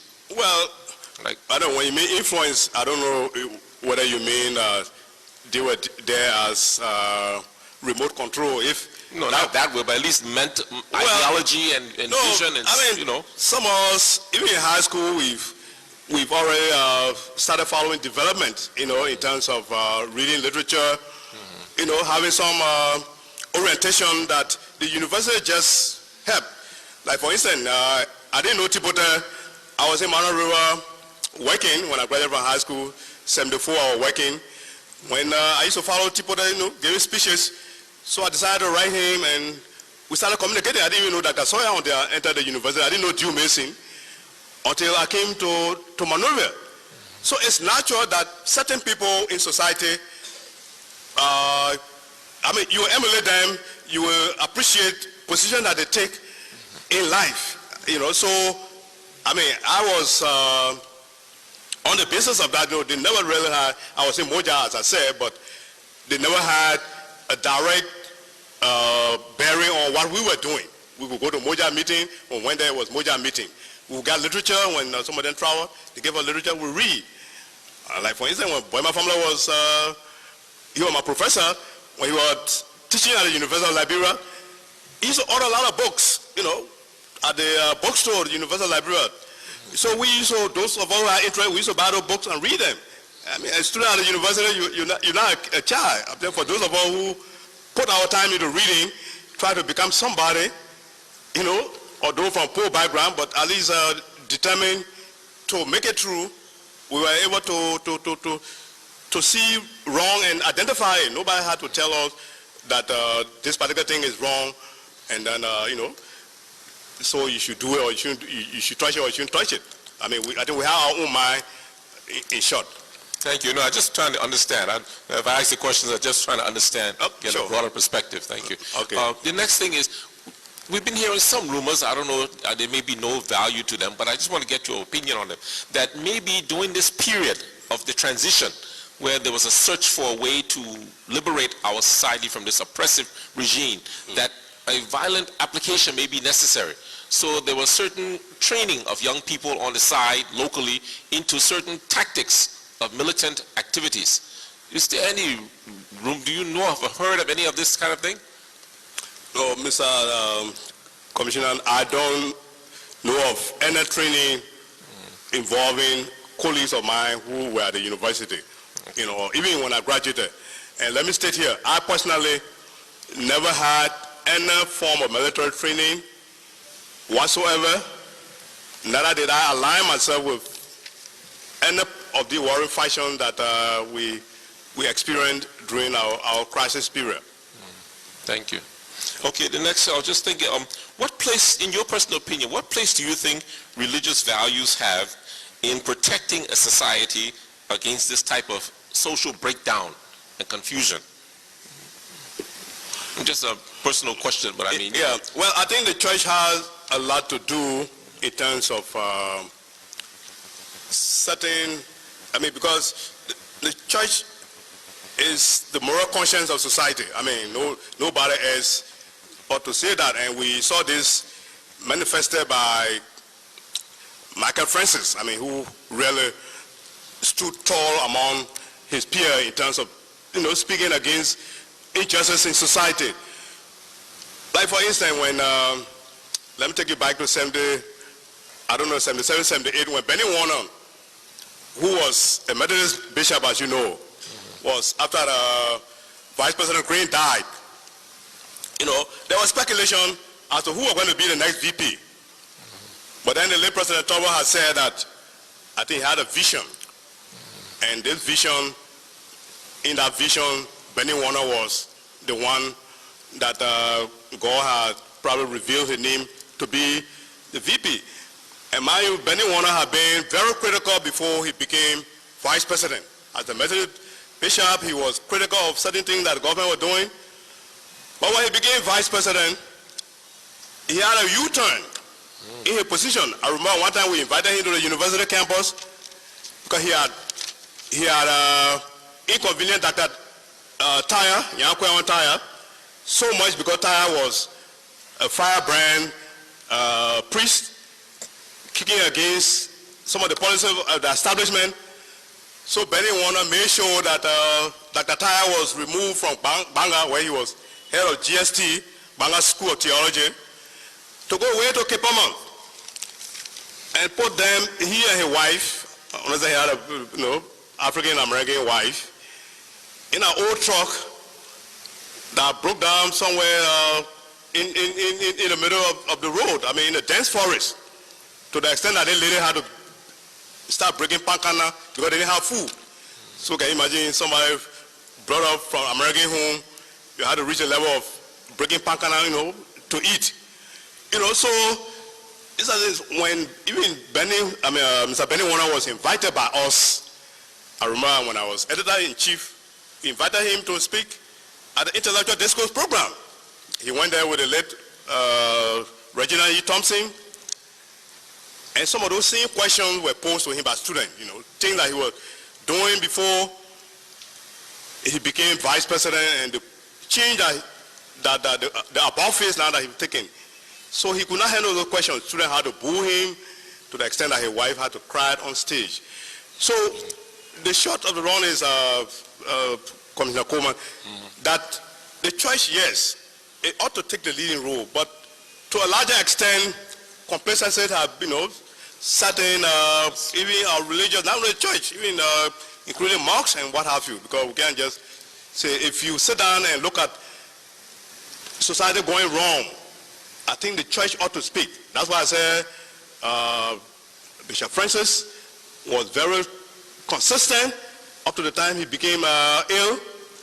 When Benny Warner was appointed, I remember very well on a television program hosted by Dr. Sawyer, which was University Forum, a regular Monday television program at 9 o'clock, which was, in my view, about the best, really radio program in terms of the quality of questions that Sawyer used to ask. So they had Bishop Francis, the late bishop of my church, Payne, Roland Payne, I don't know, Bishop Kula, but they went there and they were discussing the issue. So the position of Bishop Francis and others was that Benny Warner needed not to have taken that position, because as a bishop of your church, you can't leave that to go be vice president of a country, you compromise certain things. So I think the church need to stand up there and look, somebody going wrong, I mean, tell the person. But sometimes, and some of the same people who will be in government doing wrong belong to some of these churches, some of them hold position in the churches. But I think the church ought to first take a stand against people. And if that had been the case, some of those problems would have been averted. You know, that's why I said that the problem is not just one group of persons to bring about change in society. Other people can go wrong in the process of bringing about change. But our own quest from what all we did was never intended to bring about violent change in our society. I mean, we pursue the Constitution, the legal avenue. Take, for example, the mayoral election of Sawyer. When we knew all along True Party never faced a challenge, but there was a provision for somebody to stand as an independent candidate to contest election. So the chairman of the election commission at that time, the late Kerry Thomas, I think Dr. Sawyer had sent us there to do some underground work so that he could do all his homework before declaring his intention. Because if his intention had been declared earlier, I mean, they could have probably prevented him. So we did all the homework, and we still had a property clause, as you may remember.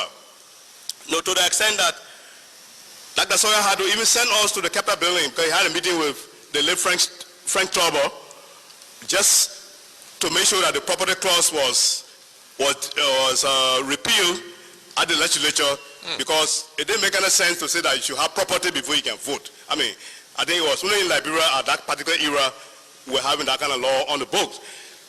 So Dr. Sawyer was not able to go to meet with Frank Tauber. He told one of my colleagues called Sefa Kamara, who is now in Ghana, say, you will go and meet with the President Pro Tem on my behalf because I have other meeting. When we go to the Capitol building, and those days, I think I was dressed in a khaki light shirt with my friend, I can't remember precisely what Sefa had on, but in the view of the secretary to Frank Tauber, we didn't appear like people who went to see Frank Tauber. Probably our dress code. And here's a lady who was so timid. She asked her 2 times, "You're sure you came to see Frank Tauber?" We said yes. She said, "Are you for sure?" We said yes, madam. So, but I mean, you could see that she was not at ease in her office, so scared to go announce us. Finally, she mustered the courage and went in and told the President Pro Tem that Dr. Sawyer had sent us. So Frank Tauber asked her to usher us in. When he asked what was our mission, he said, well, Dr. Sawyer sent us. First he looked at his watch. I think Sawyer was the meeting at 3 o'clock. It was 3:15. He said, well, Sawyer, they've been criticizing the government. They don't even believe in punctuality. I sent for him, he didn't come, but what are you looking for? I started talking. After I talked for some 3-4 minutes, Frank Tauber said he didn't understand anything. I had to say I was speaking Pele or so, you know. So then Sefa said Sefa came in, tried to build up what I did. Frank Tauber said that, you know, he didn't know what we were talking about. But I asked Sefa, in fact, what grade you in? You know. So he met him that he was a senior student.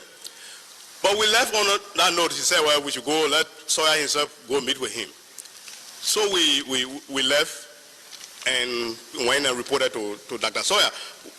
What I'm saying is that which other avenue could one have used? Because it was very glaring that, yes, once Sawyer declared his intention to run, it was, the True Party was caught with its pants down, so to speak, because they never expected this. This is a popular university professor, a system that people have been very much fed up with. And then you have a candidate, despite the money. That I remember Mr. Chuchu Horton had some supporter on the university campus, and they had some $60,000 at their disposal.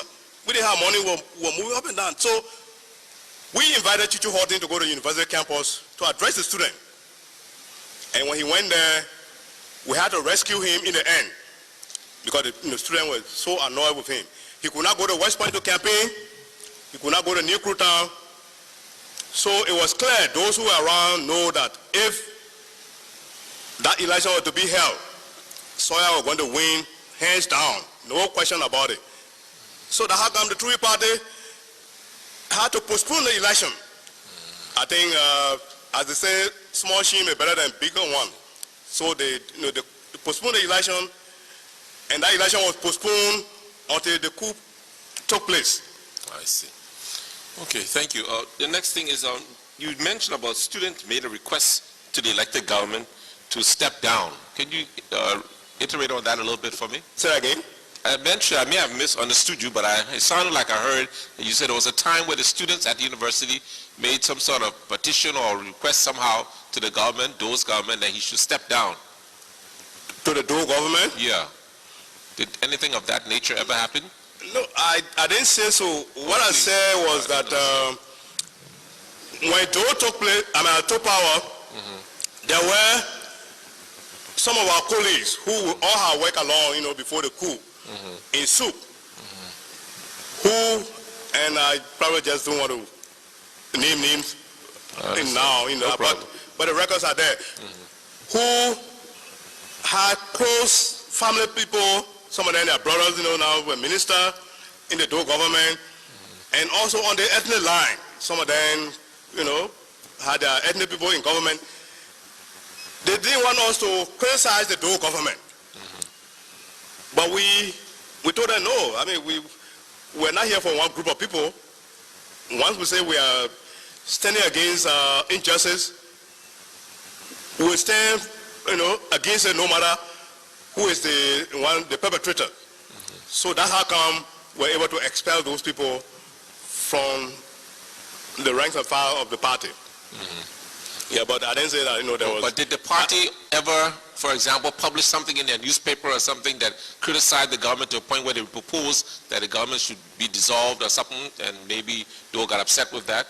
Not to my knowledge. So when you mentioned about him being upset so much that he had to change that particular plan he had that time, what was the publication that made him upset? No, I told you that there was this underground leaflet of which we were suspected of being the authors. And they react, talk about. Oh, okay. We are already in jail. Well over 2 months in jail, because we were arrested, the first full group of us were arrested December 4, 1984.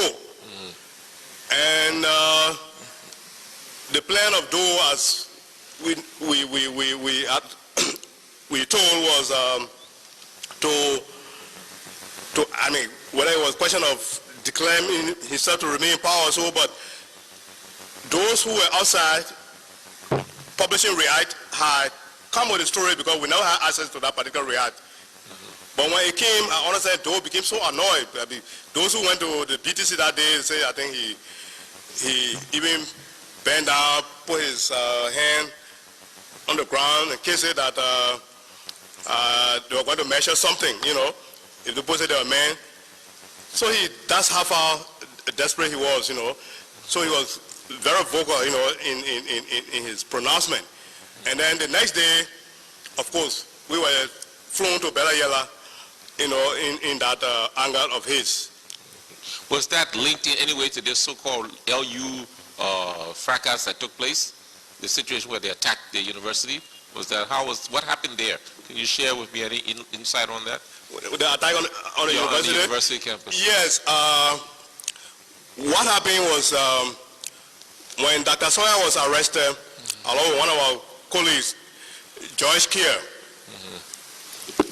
the students were demanding the release of Sawyer.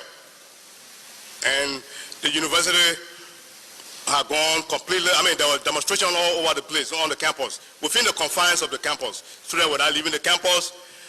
They had barricaded the entrance, and then they went. Some people were singing in crown, crying. Kicking against Doe, and then I think Doe was due to the Capitol building. I think at some point in time. But it was, in that particular day, I was busy in party work, because the LPP was founded in the house that we were in. We didn't have office space. So I had not gone to the campus that day when the soldiers moved in. So the soldier moved in because of the arrest of Sawyer and Kier, really. The demonstration that ensued came as a result of that arrest. And then even Dr. Miriam Brown Sherman, she had just left, I understand she had left the campus before the soldiers got there because she was one of the targets of the Doe government, So she left, and then the soldiers went there for the rest of it.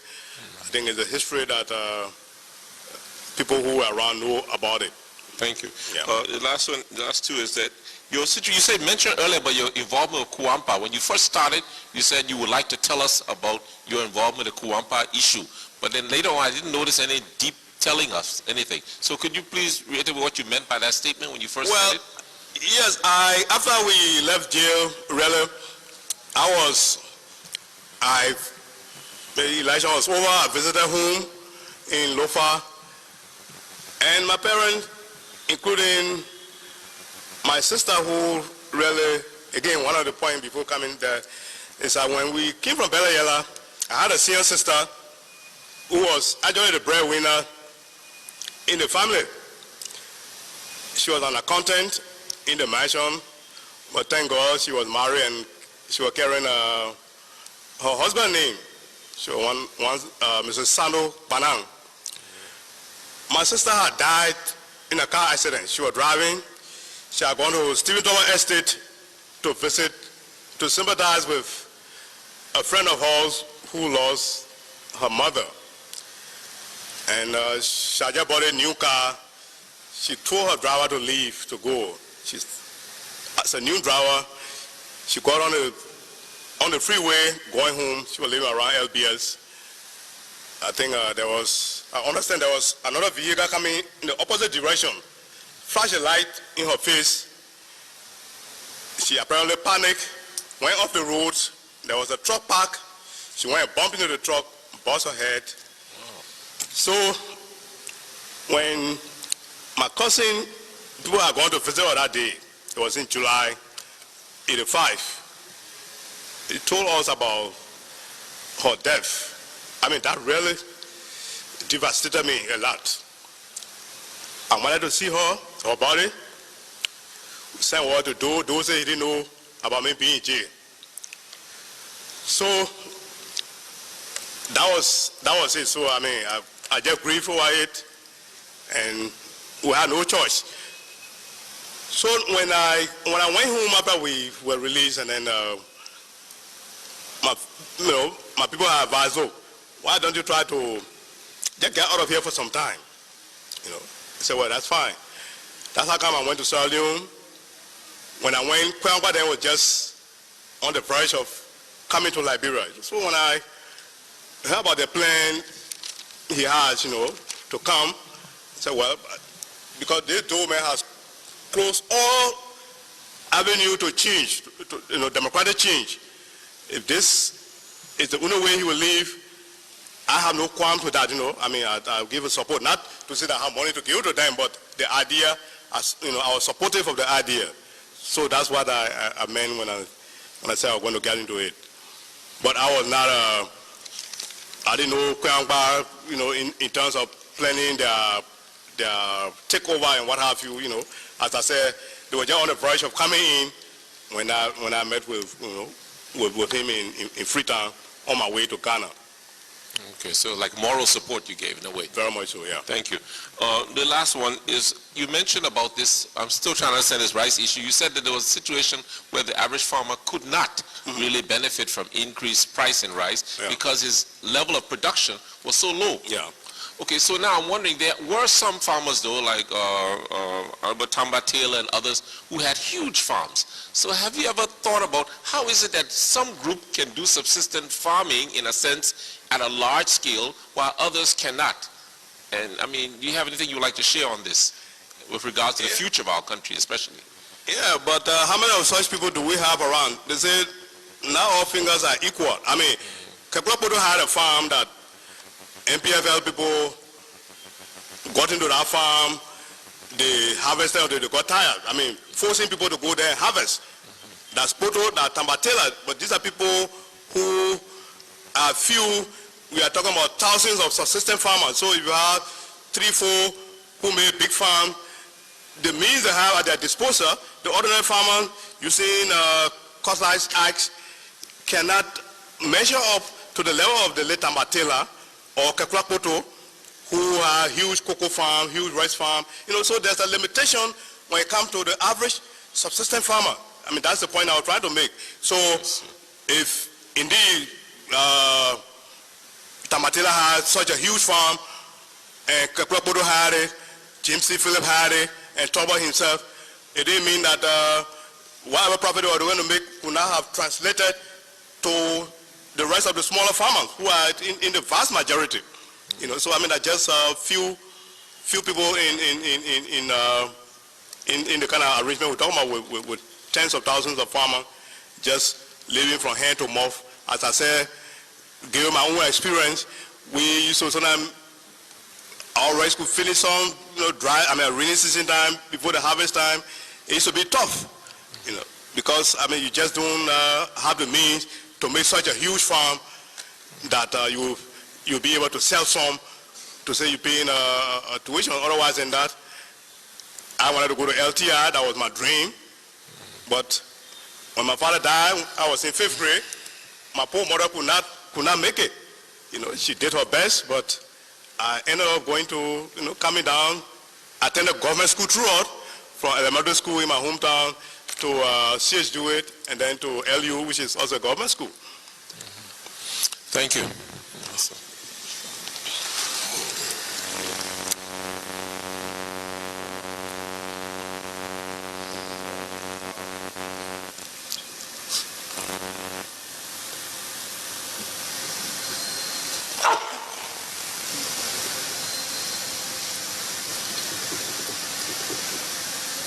Thank you very much for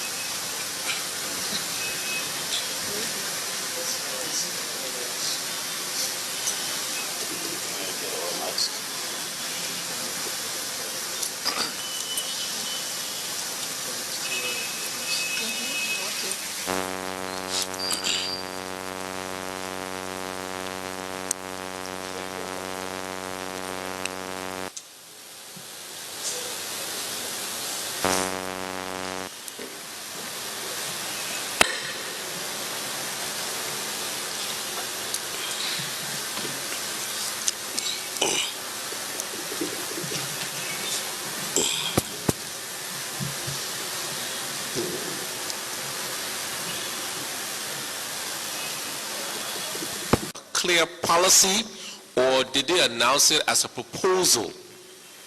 How did you all see that announcement? Well, it was a proposal, but the trend it was taking, it was clear that had it not been resisted, it would have gone through, because the argument government was making on a regular basis was that, look, this, people stand to gain from the increment in the price of rice. And we said, no, I mean, that, if this happened, it will be the ordinary people who will suffer. Because there's no, the justification was not just, making much sense to us. So we said, look, we had to stand up against this increment. Of course, as I said, the late Albert Port was, very much instrumental in his old age. He was going from the Justice Ministry, coming to Power Office, meeting with us, so that there could be a way to stop the demonstration if need be, and then for government to drop a position on the issue. But the Justice Minister too was not helping the situation on the late Oliver Bright. He was there issuing threats, how if people went in the street, they would be met with force, so it was like trying to, take the robust, posture as a Justice Minister. And the power people on the other hand, who are organized the demonstration, we had some meeting with them. I think Dr. Famula alluded to some of those meetings, which I happen to have gone to around the grave site near their office in the night. We're trying to see what strategy could be put in place in the event government unleash troops on the demonstrator. But it didn't occur to us that the army people, would not have interfered. But then I remember very well when this question came out that what if the security post start shooting at demonstrators and killing people? I think the late backers said, well, I think we'll put more people on the street. We felt that didn't make sense. You don't risk people's life. If you don't have guns, to fight back, there's no point for you to, say you put in more people for them to be killed. So the meeting was inconclusive really. As I said, the tension had built up and nobody wanted to back down. So it remained at that, and we're talking about, I think, a day or two before the D-Day, the demonstration. So yes, from our reading of things, the government was determined to carry that increment through. Okay, but technically though, it was a proposal, and even if today's government, for example, decided to make a public proposal to Liberian people to do something, wouldn't there be an amicable opportunity for each person who felt that that proposal was not valid to make their presentations and justifications in an academic or whatever way to the government without having to jump in the street? Because it would seem that jumping in the street is like the last resort. So that's what I'm trying to understand. Was there any thought of at least first trying to deal with the issue? Because I heard one professor somebody wrote an article trying to show clearly that their proposal was not going to be acceptable because of certain road conditions, etc. So why didn't that phase come first? Or was there some other purpose behind a quick demonstration? Is that linked to the desire to see the government change? Or was it really a legitimate need to demonstrate? I'm just trying to understand how your thought. I'm not judging or saying anything to anybody, but I'd just like to know if you could honestly tell me what happened. Yeah, I think there was a legitimate need to demonstrate against what was imminent to have taken place had people not stood up in the way we did. And sitting to talk, nobody was refusing to sit to talk. I told you there was a mediator, the late Abba Port. He was doing his utmost best to make sure that people don't sit down. No, but that's for demonstration. I'm talking about the talk about the issue of the rice price and how it wasn't viable. Yeah, but that's what I'm saying. But you can't divorce the two, Mr. Commissioner, because if government felt that people, firstly we know that rice business is not something to play with. That's our staple food.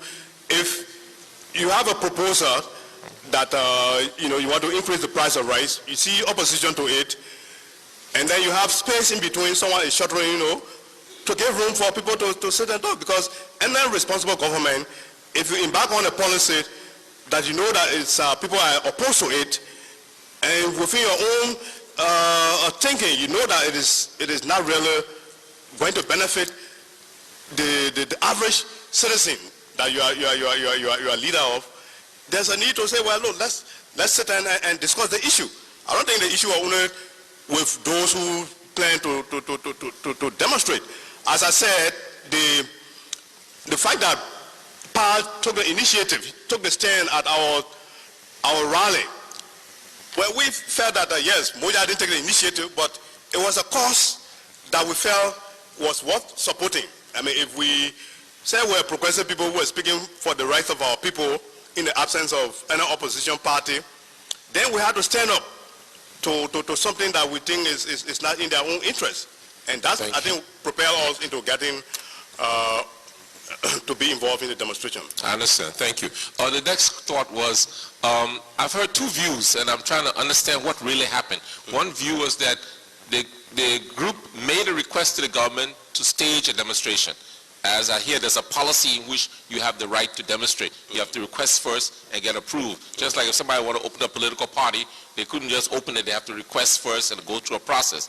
Yeah. And one thought is that process had not been concluded, but then the government started shooting people in the streets. But the presentation you made just now was that the demonstration was on. And then from that demonstration, the government reacted by starting to shoot people. So I'm just trying to understand which one of these things really happened. The person before you gave that other view, so I was just concerned, or was there an error or what? whether permission was granted? Yeah, what he said was that there was an application for a demonstration with the government, and they were waiting for that clearance to come, meaning they had no thought of actually demonstrating until this clearance came. But then suddenly the government now reacted by putting soldiers in the street and started shooting. So is that the case, or was the demonstration actually on and the government then reacted to that demonstration? The demonstration was indeed on from, from the best of my recollection. I think I have told you when I met the first group of soldiers on the university campus that morning, they were posted already. And because that day was set to be the demonstration, that's the time I decided to come to, in town, Central Monrovia, and on my way coming, that's when I saw that, yes, people had geared up, and as I said, not even the organizer of the demonstration could have any control because it was a serious mass movement of people. So it started before the shooting. Okay, so that meant it was a demonstration that had not been given official approval. In a sense, it wasn't a legal type demonstration. Or did you get the approval from the government?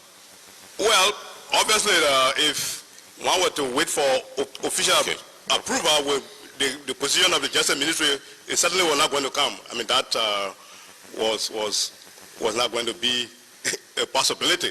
There were no indication that government was prepared from the authorities coming from this ministry right here, Okay, no, I understand. I just want to get the clarity, that's all. Okay, so the next one, tell us about the historical formation of SOUP and the student body as a whole, the student group. Can you give me some insight into that? Were you one of the founding members, or was it founded earlier than your time? And what was the spirit behind its formation? Well, I was as succinct as possible. No, I mean, I was complete. I mean, outside of the university when it was formed. So I mean, I entered the university in 1976. Actually, I completed high school in 1973, but because I never had resources to come to the university, I went to Monrovia and worked for 2 years before I took LU entrance and made a pass and started school 76. So SOUP was already formed. But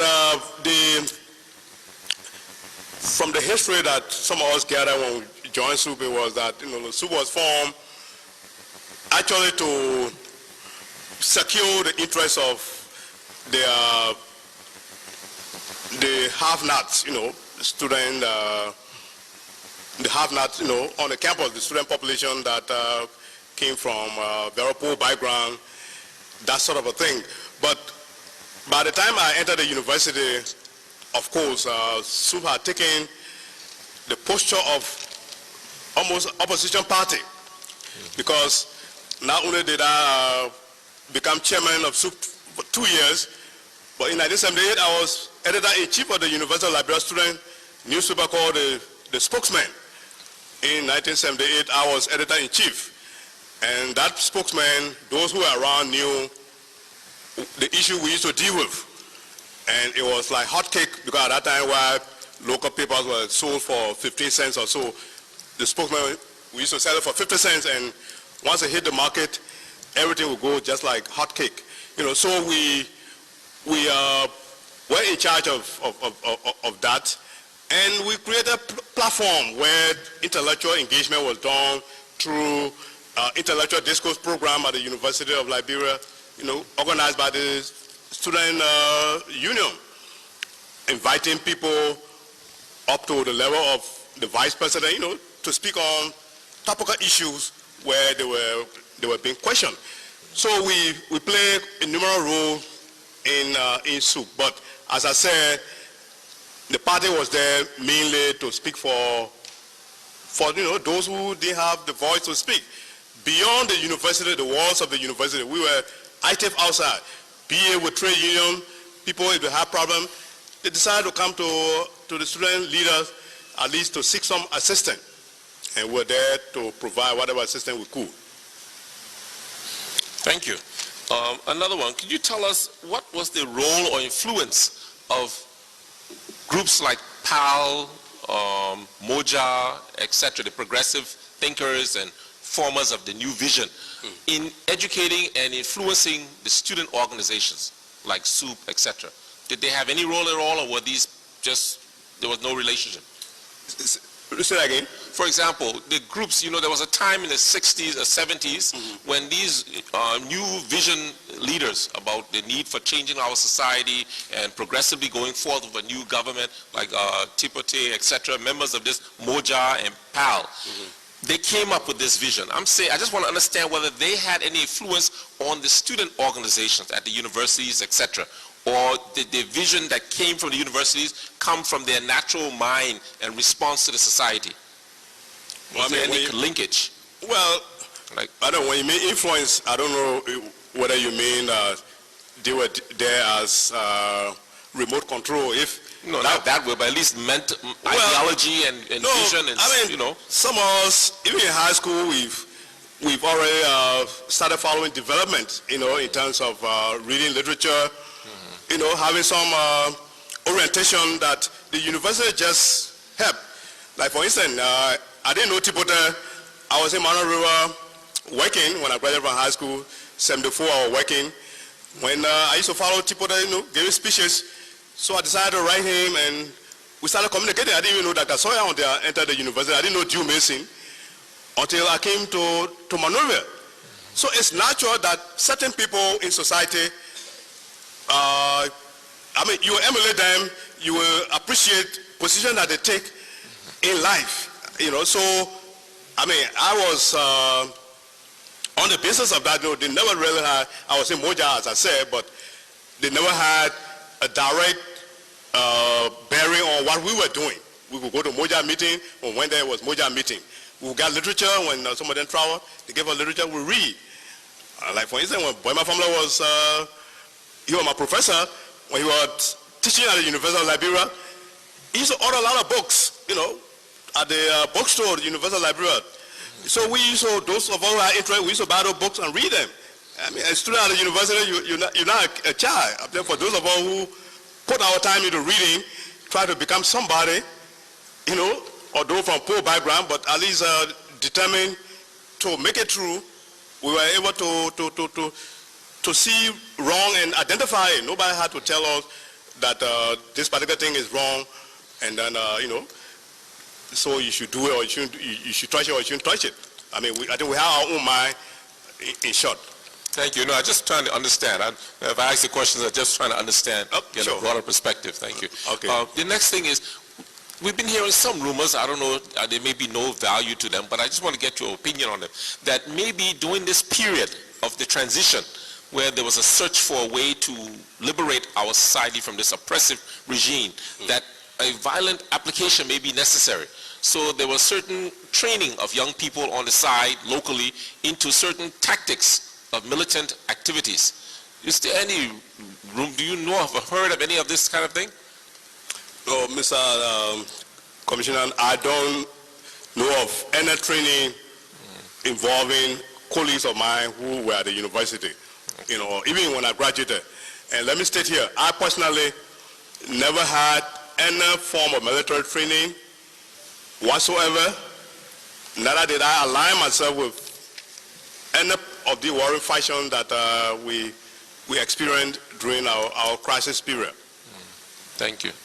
Okay, the next, I was just thinking, what place, in your personal opinion, what place do you think religious values have in protecting a society against this type of social breakdown and confusion? Just a personal question, but I mean... Yeah, well, I think the church has a lot to do in terms of certain, because the church is the moral conscience of society.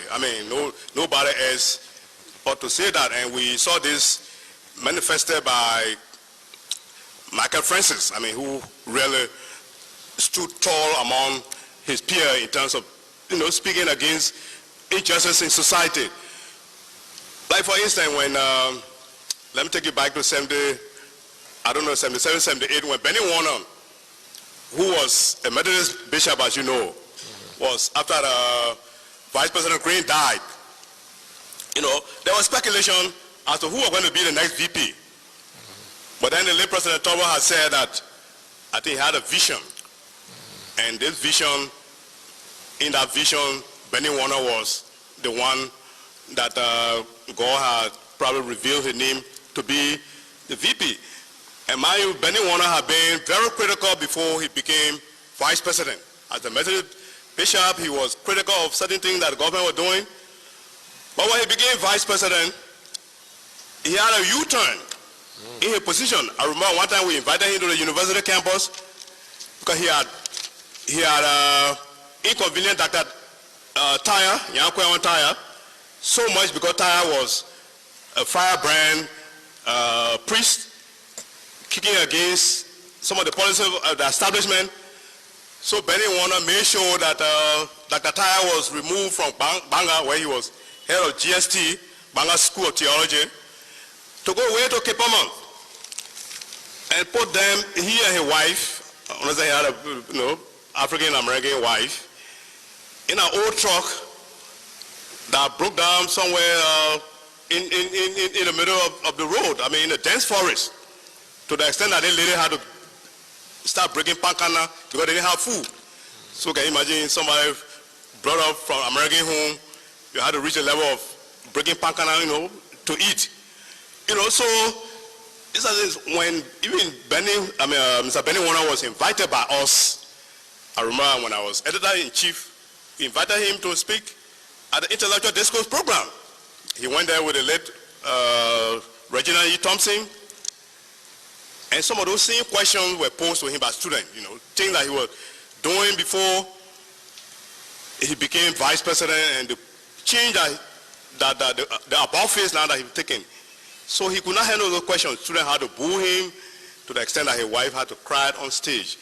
So the short of the run is, Commissioner Coleman, that the church, yes, it ought to take the leading role, but to a larger extent, complacencies have, certain, even our religious, not only the church, even including mosques and what have you, because we can't just say, if you sit down and look at society going wrong, I think the church ought to speak. That's why I say Bishop Francis was very consistent up to the time he became ill.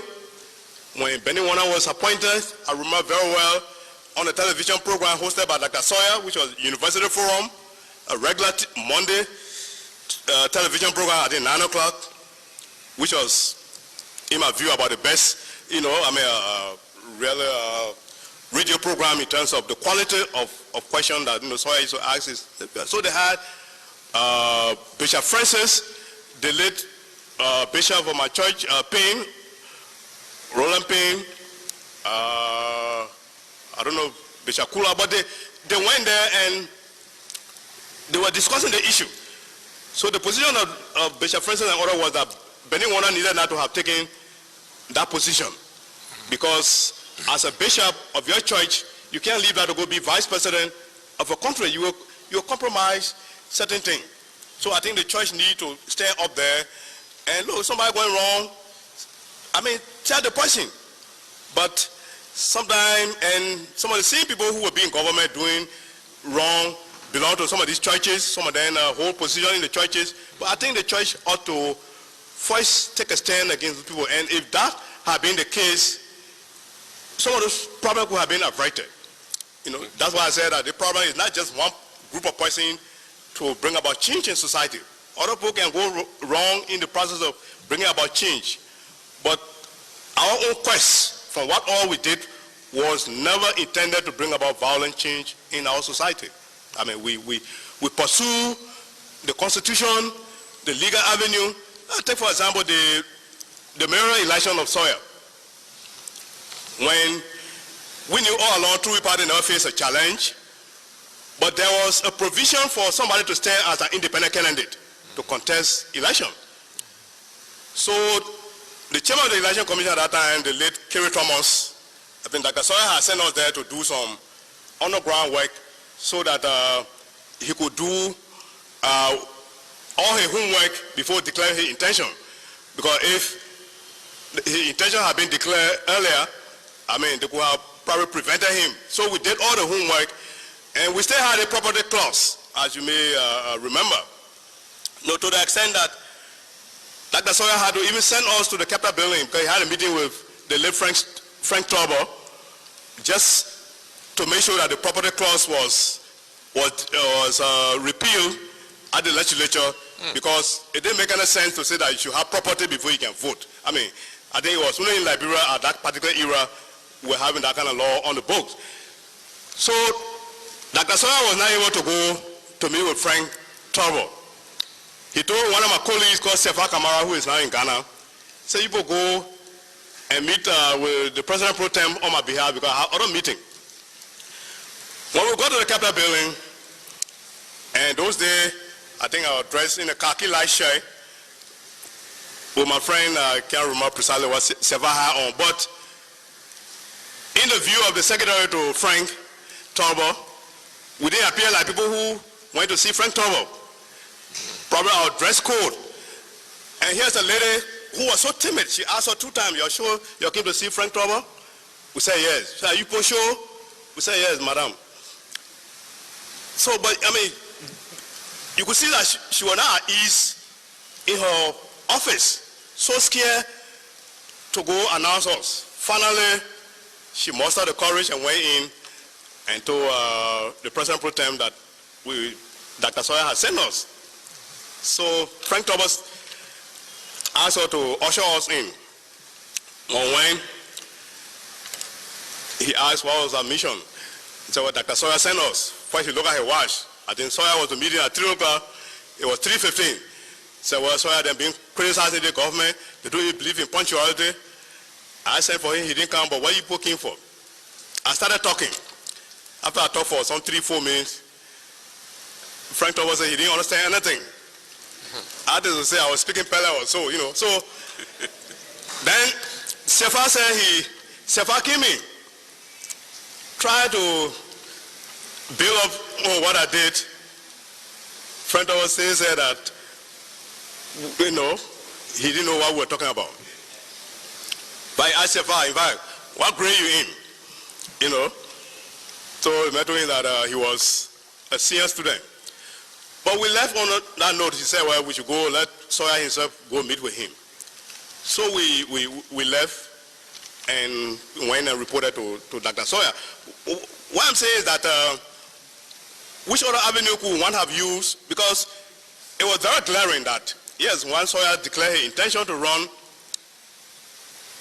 it was the Tory party was caught with its pants down, so to speak, because they never expected this. This is a popular university professor, a system that people have been very much fed up with. And then you have a candidate, despite the money. That I remember Mr. Chuchu Horton had some supporter on the university campus, and they had some $60,000 at their disposal. We didn't have money, we were moving up and down. So we invited Chuchu Horton to go to the university campus to address the student.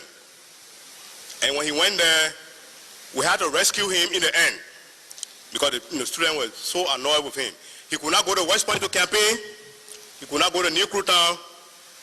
So it was clear, those who were around know that if that election was to be held, Sawyer was going to win hands down, no question about it.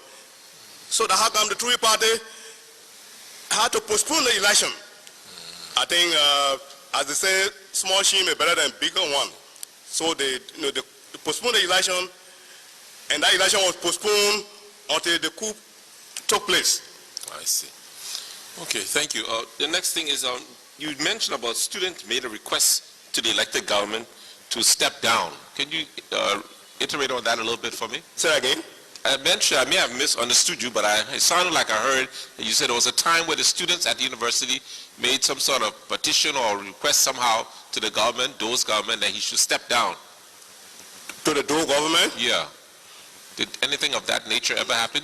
No, I didn't say so. What I said was that when Doe took power, there were some of our colleagues who all had worked along, before the coup, in SUP, who, and I probably just don't want to name names now, but the records are there, who had close family people, some of them their brothers, now were minister in the Doe government, and also on the ethnic line, some of them, had ethnic people in government, they didn't want us to criticize the Doe government. But we told them no. I mean, we're not here for one group of people. Once we say we are standing against injustice, we will stand, against it no matter who is the perpetrator. So that's how come we're able to expel those people from the ranks and file of the party. Yeah, but I didn't say that, there was... But did the party ever, for example, publish something in their newspaper or something that criticized the government to a point where they proposed that the government should be dissolved or something, and maybe Doe got upset with that? Not to my knowledge. So when you mentioned about him being upset so much that he had to change that particular plan he had that time, what was the publication that made him upset? No, I told you that there was this underground leaflet of which we were suspected of being the authors. In the react talk about. Oh, okay. We are already in jail. Well over 2 months in jail, because we were arrested. The first 4 group of us were arrested December 4, 1984. And the plan of Doe, as we told, was I mean, whether it was a question of declaring himself to remain in power or so, but those who were outside publishing React had come with the story because we never had access to that particular React. But when it came, I understand Doe became so annoyed. I mean, those who went to the BTC that day say, I think he even bent down, put his hand on the ground and kissed it that they were going to measure something, if the people said they were men. So that's how far desperate he was, So he was very vocal, in his pronouncement. And then the next day, of course, we were flown to Bella Yella, in that angle of his. Was that linked in any way to this so-called LU fracas that took place? The situation where they attacked the university? What happened there? Can you share with me any insight on that? The attack on the university? On the university campus. Yes. What happened was when Dr. Sawyer was arrested, along with one of our colleagues, George Kier, the students were demanding the release of Sawyer. And the university had gone completely, there was demonstration all over the place, on the campus, within the confines of the campus. Students were not leaving the campus. They had barricaded the entrance, and then they went. Some people were singing in crown, crying. Kicking against Doe, and then I think Doe was due to the Capitol building. I think at some point in time. But it was, in that particular day, I was busy in party work, because the LPP was founded in the house that we were in. We didn't have office space. So I had not gone to the campus that day when the soldiers moved in. So the soldiers moved in because of the arrest of Sawyer and Kier, really. The demonstration that ensued came as a result of that arrest. And then even Dr. Miriam Brown Sherman, she had just left. I understand she had left the campus before the soldiers got there because she was one of the targets of the Doe government, So she left, and then the soldiers went there for the rest of it. I think it's a history that people who were around know about it.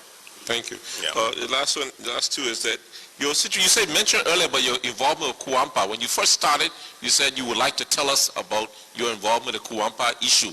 But then later on, I didn't notice any deep telling us anything. So could you please reiterate what you meant by that statement when you first started? Yes, after we left jail, really, the election was over. I visited home in Lofa, and my parents, including my sister, who really, again, one of the points before coming there is that when we came from Bella Yella, I had a senior sister who was actually the breadwinner in the family.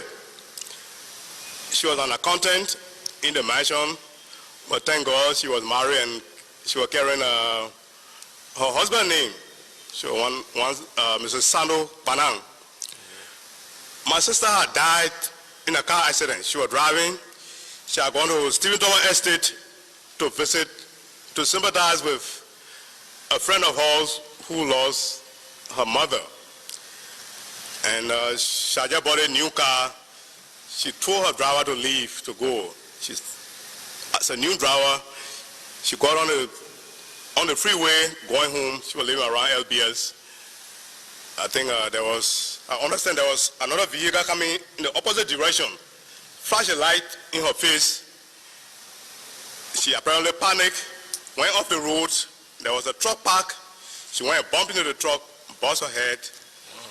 So when my cousin, people are going to visit her that day, it was in July 85. He told us about her death. I mean, that really devastated me a lot. I wanted to see her body. We said what to do. Those say he didn't know about me being in jail.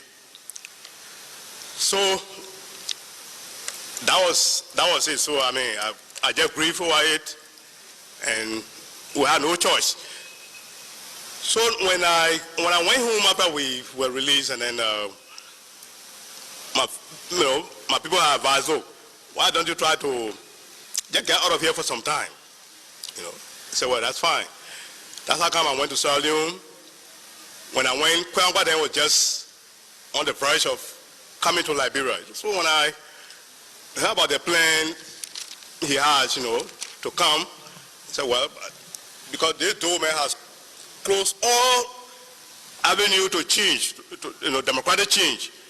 If this is the only way he will leave, I have no qualms with that, you know. I mean, I'll give a support, not to say that I have money to give to them, but the idea, as you know, I was supportive of the idea. So that's what I meant when I said I was going to get into it. But I was not, I didn't know Kwangba, you know, in terms of planning their takeover and what have you, you know.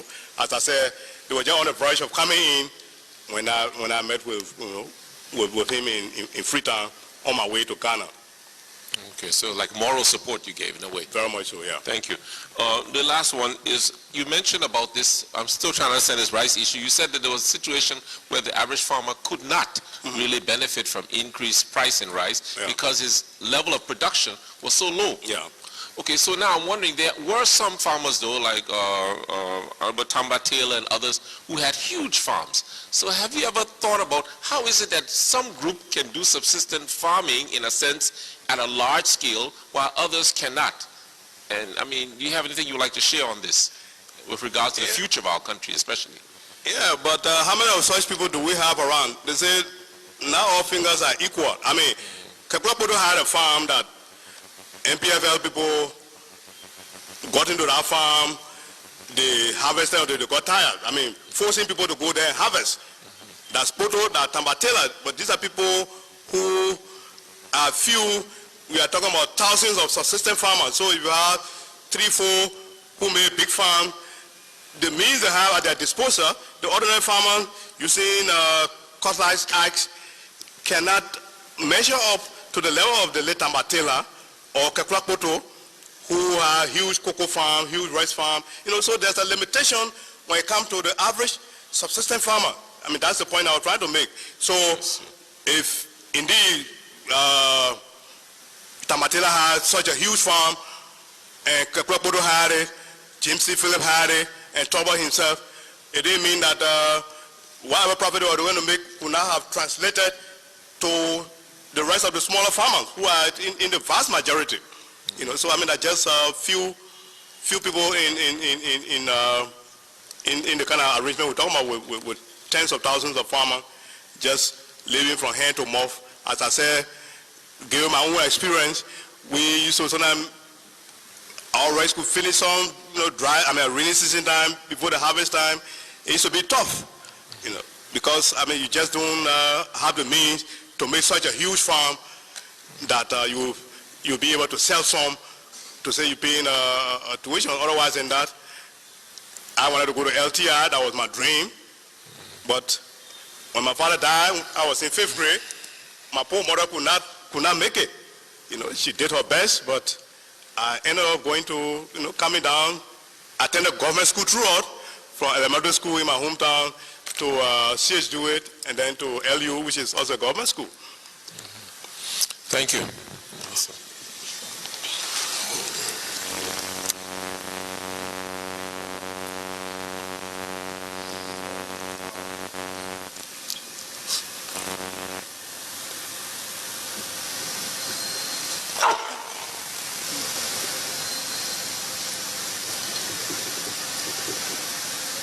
Thank you very much for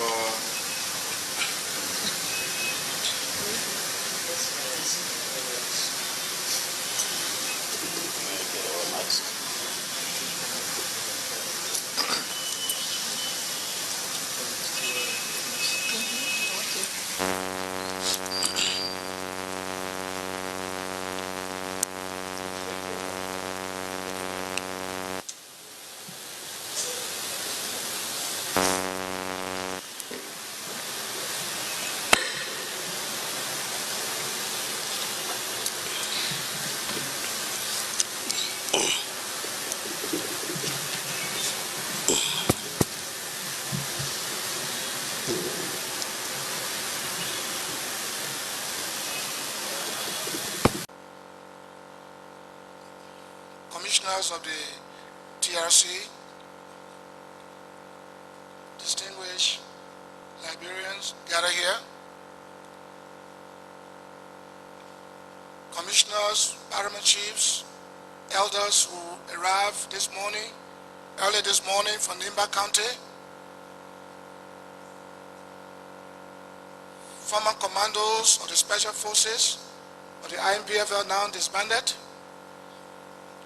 to the great forces alert and Model, without whom democracy will not prevail today. I end up being for these great forces fighting dictatorship to enthrone democracy, peace, and stability. Liberia would not be what it is today, and I won't be here called senator sitting before the TRC to give my account of the role I play. Before I go further, I would like to say that the last time I talked about Chairman Verdier, talked about Sheikh Afame Cornell and others, I would not ask anyone to recluse himself. I will not stop my story because some of them were involved in the process.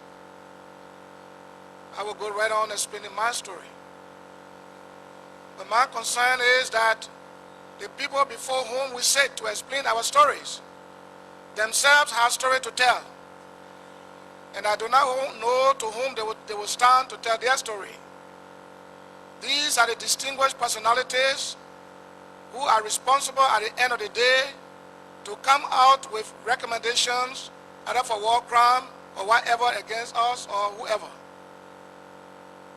I just want you all to know that I have come here in obedience to my conscience and by popular demand of the Liberian people for me to come personally and be present off camera to tell the Liberian people and the world what led to the crisis that I was involved in and to let them know my role.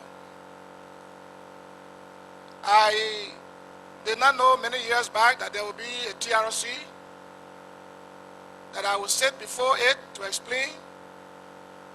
But what I did was I prepared for the future because I always look into the years with prayer. So I prepared my memoir. And don't be disappointed, don't be discouraged because many of you may want me to stand and just begin to narrate. I don't want to be distracted, so I will read most times from my memoir. And then at certain times, I will begin to explain orally. Many speakers have been here, they have explained their role. I listened attentively to the narration given by Dr. Fambula, a great philosopher, a professor. I listened to Comrade Joe Wally. I listened to so many people. What I'm here to do today is I explain along the line. I will make comments on most of those stories that they gave, not to condemn them, but to make amendments. Because in the narration, there were some omissions, and I will fill those gaps with whatever were missing there. I do not need to dive into 1847, because whatever those who came on this soil in 1847 were accused of having a one-party system, whatever those who came, Liberians who came back to this great nation, whatever they were accused of, I guess they paid the price in 1980 because they were overthrown. So I don't need to go back into that history narrating who came here, who didn't come here. Now, my involvement actually started in 1985, November 12. Minus 1985, I was an unknown soldier, quietly moving here, doing my job, performing my duties as a soldier, in obedience and defense of my nation. So I will start from 1985. As you know, in 1980 there was a coup against a one-party system rule, a coup against the Americo-Liberian. When the coup was staged, no one forced the junta to go on the radio and announce to the Liberian people and the world that they will indeed turn over the government of Liberia in the democratic elections in 1985. And in that election, the junta members would not be partakers. They said this to the world. They promised Liberian people. They charged the old regime or the Three Party for corruption. In fact, not just corruption, but rampant corruption. Hardly had they gotten seated when corruption reached at the peak of Mount Kilimanjaro. And when they begin to travel far and near to other countries and begin to enjoy life and in their various positions that they occupied, something began to happen. Many of them did not want to any longer adhere to their own promise to turn power over in 1985 to the people of Liberia. Confusion broke out among the ranks and file of the PRC. The regime began to design phantom coups. It was difficult to know the real coups and fake coups. Whatever the case, the revolution began to eat its own babies. And people began to be executed. People began to be tried in kangaroo courts where they had no due process of law. And I took interest. I took interest in praying. I took interest in making sure in my mind, praying in my mind, praying in my heart that this guy should go. Because even the very regime they accused and executed his members, in that regime, from the days of Tottenham when I was small, going to school, I never heard of so many coups as I heard of in the Dole regime. I never heard of many executions. I never saw so many executions in the Dole regime, in the previous regime, than the one Dole carry out. So I wanted this government to be removed, but how? I didn't know the how. I didn't know how to get Dole government out of power, but in my mind, I was no longer in support, because many of our colleagues were being slaughtered in cold blood, they were being lied on, they were being executed. For example, Wesson coming from football field was arrested simply because he held a different ideology than that of Samuel Doe. Nelson Too and I joined the army in 1974. Harry Johnson, so many of our colleagues were killed in cold blood because of phantom coup that were designed by the junta leader himself, simply because they were not in favor of the prolongation of his military rule. So I wanted this government to go, but I didn't know how. So that was the case with me. Now, in his desire, in an attempt to perpetuate his rule, the army at the time was a broad-based army. The armed forces of Liberia consisted of all the tribes. But he began to remove the Guild and Manon, and he began to move other tribes that sympathized with Kwangpa. He removed them and replaced them, and the army became predominantly the Crown tribe. At the time he wanted to stay, he did all of this thing here. As time went on, he suspected Kwangpa, being a brave man, being a great man, most popular in the revolution, among his colleagues, among the people of Liberia, they admire him. He transferred General Kwangpa from the position of a commanding general to that of the Secretary General, and Kwangpa refused. And that brought problem between Dole and Kwangpa's life was very threatening. Kwangpa had to go to America. He went abroad, he left the country. because his life was threatened. Kwangba remained in the United States until Dr. Famula, Harry Greaves, and Philip, and so many of them. They went to America and they encouraged Kwangba to come back. His wife, Tala, was very scared. And they told her that Kwangba will not die, your husband will not die. We will make sure that he removed the government and you will return home, because where you are in the United States is not your home. And they encouraged his wife, Tala, Mrs. Kwangba, to let the husband go. It was 1985, November 12, that Kwangba finally came to Liberia. At that time, I was in the Ministry of National Defense, G2 Office, Chief of Operation, Chief of Defense Intelligence for Operation. And we knew what was happening, but to whom will we tell our information?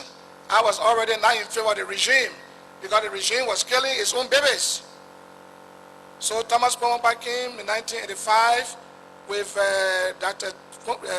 Fambola and his group, Joe Wale and others, Joseph Beer, Imaiwa Dennis, there were so many. At the point of crossing from the Manu River Bridge, Joe Wale shot Joseph Beer in the back. Whether it was a mistake or intentional, he needs to explain that. I didn't hear that from him when he was on the stand here. But said Joseph Beer was a military strategist of the invading force, upon whom Kwangba largely depended. And they crossed. Where exactly was Kwangba, I cannot say, I don't know. Whether he was with them, if he was with them, then he made a mistake, because when you are leading a military force and you are leaving the friendly area to the enemy zone, upon contact with the enemy, you have to give a head count to know how many wounded, how many missing in action, how many die in action, how many you still got alive to move on to the next stage of the operation. But that didn't happen. And so when General Kwangba entered Monrovia, he named Joseph Beer as a commanding general. That is to tell you that he didn't even know that Joseph Beer was killed at the border. So that is where I'm going to tell my story, November 12, 1985. Johnson, Prince Johnson, and the events. On the morning of November 12, citizens of Monrovia had a rude awakening by the sounds of machine guns, fire, and rocket-propelled grenades, vibrating from the Executive Mansion, the home of the President, and also the Liberia Broadcasting Corporation, LBS. Shooting persisted throughout the morning until General Kwangba's voice was heard on television and on radio. I am General Thomas Kwangba. The government of Samedo has been overthrown. Though it is in hiding, there is no escape for him. The National Patriotic Forces have taken over the reins of power.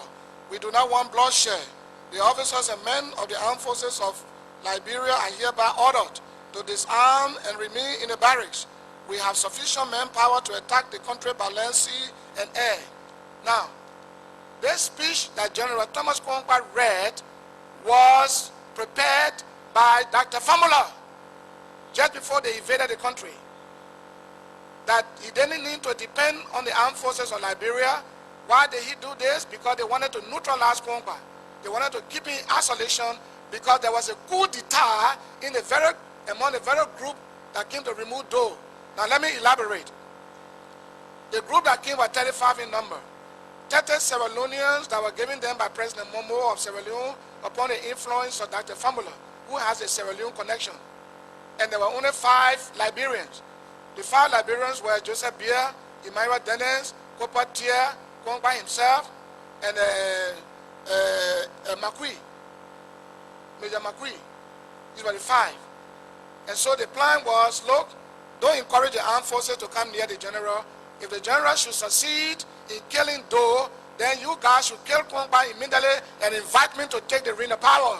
And then let the world know that Kwangba died in action. And that was the plan. And so when they came to Monrovia, I went to join them. I was at my house that morning when the sound of gun began to vibrate. I saw 2 journalists, my colleagues, my friends. We lived together, and for many years we knew each other. And that is, what is it, Charles Bayon,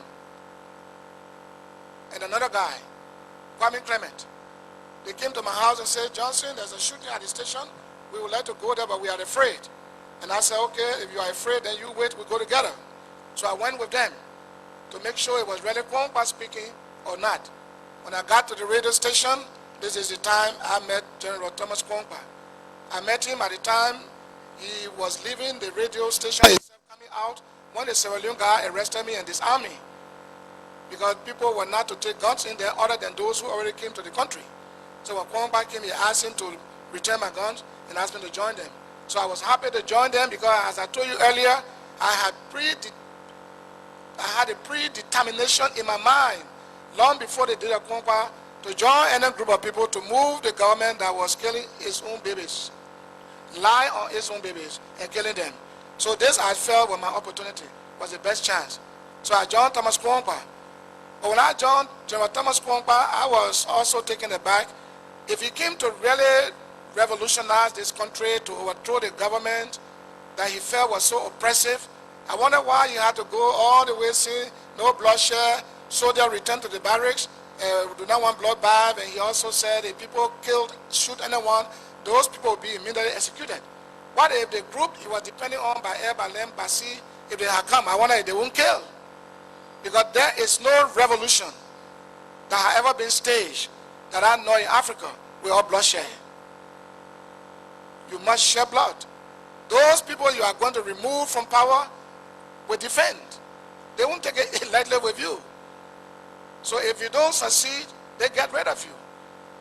So the blunders that were created made Kwankwa to go into hiding when he heard about the death of Joseph Biya, when he heard about the counter-coup, the coup that was in the very coup that they brought. He could not stand it any longer because he had already left the radio station and he had heard that the AFL troops were very close to the radio station and there was no way to go back there to tell the AFL that he wants to disarm and return to the barracks to come once again to his aid. He could not do so. So Kwankwa said goodbye to me and he was leaving. I didn't know where he had gone to. I thought he went to BDC.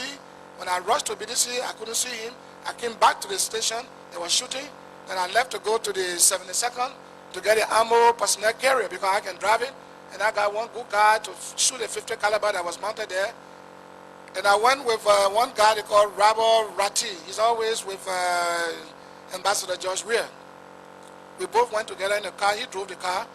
When we got there, I took one of the grenades I had on me and I put it in my pants. I was taking a risk because if the pin had dropped, I would be blown out. But I had it there. And so when we got to the 72nd, we saw the soldiers standing up, very quiet looking, and the place was so silent. And I asked for Lieutenant Glenn. Lieutenant Glenn was the one that General Kwankwa named that morning as the commanding officer of the 72nd Battalion.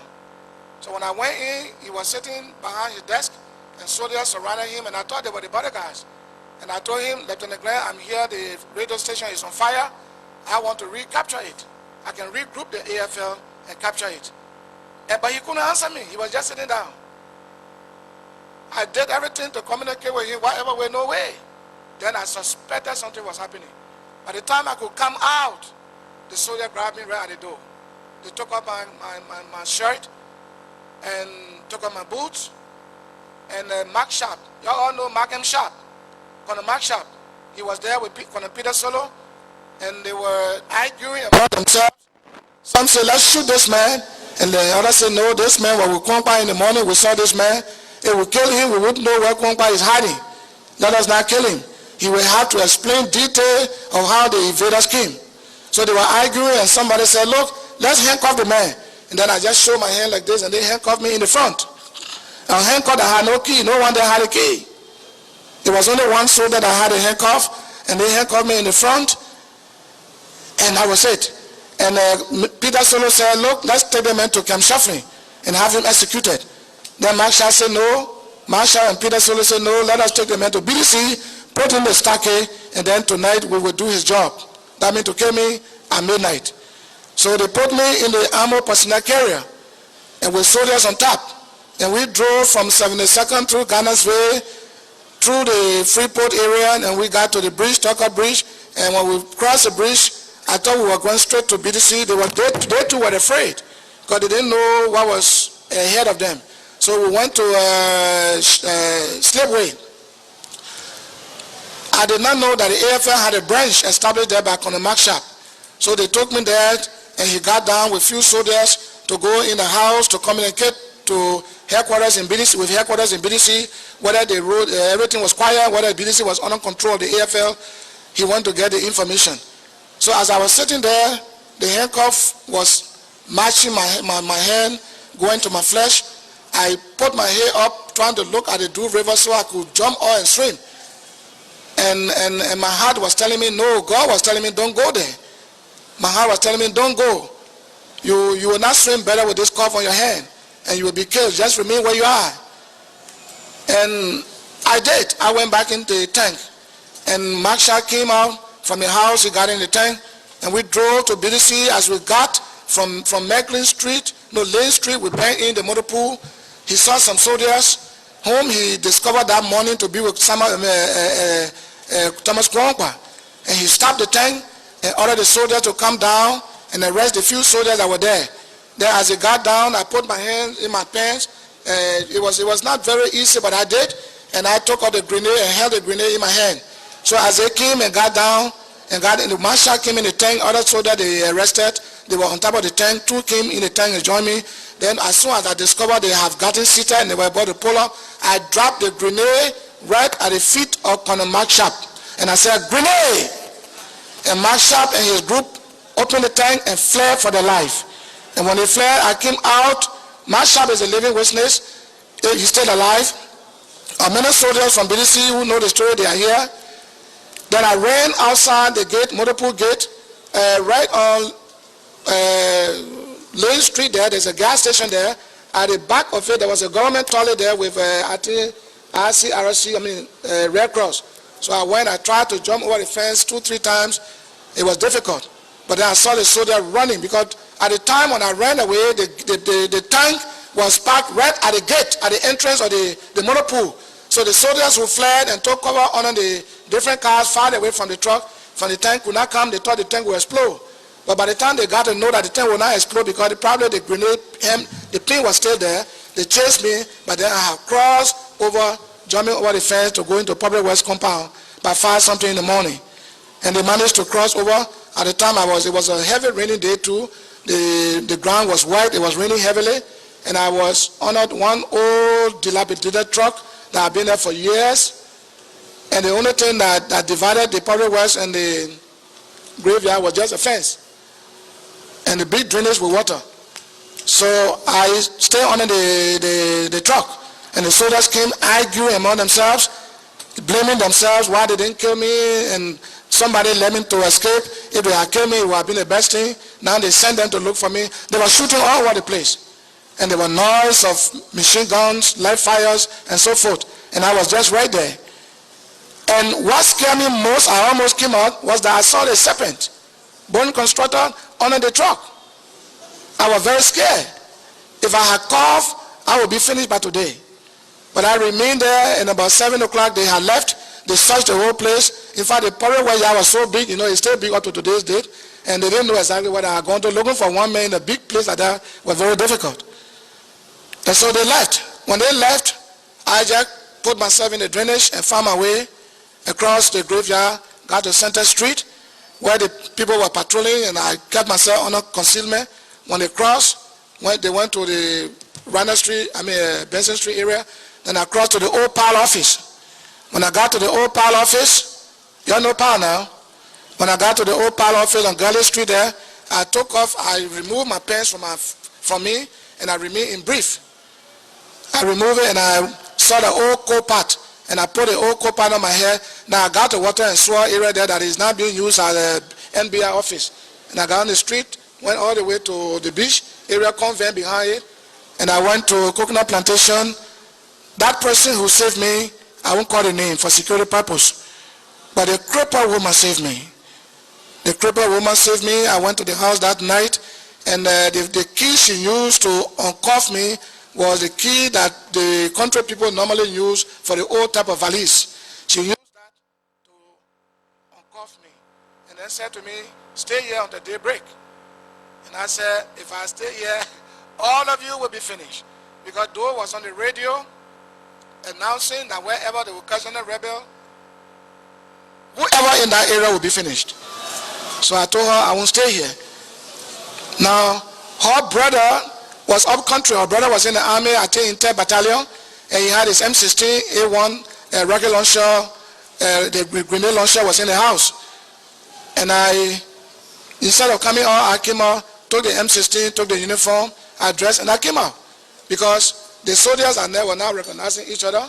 I made sure that I was never recognized. I made sure that I was one of those soldiers on the street there. So I came home all the way, and then I knocked on my door, my mother's door. She was up country. And my sister came to the window, who was sick because they thought I had been killed that afternoon.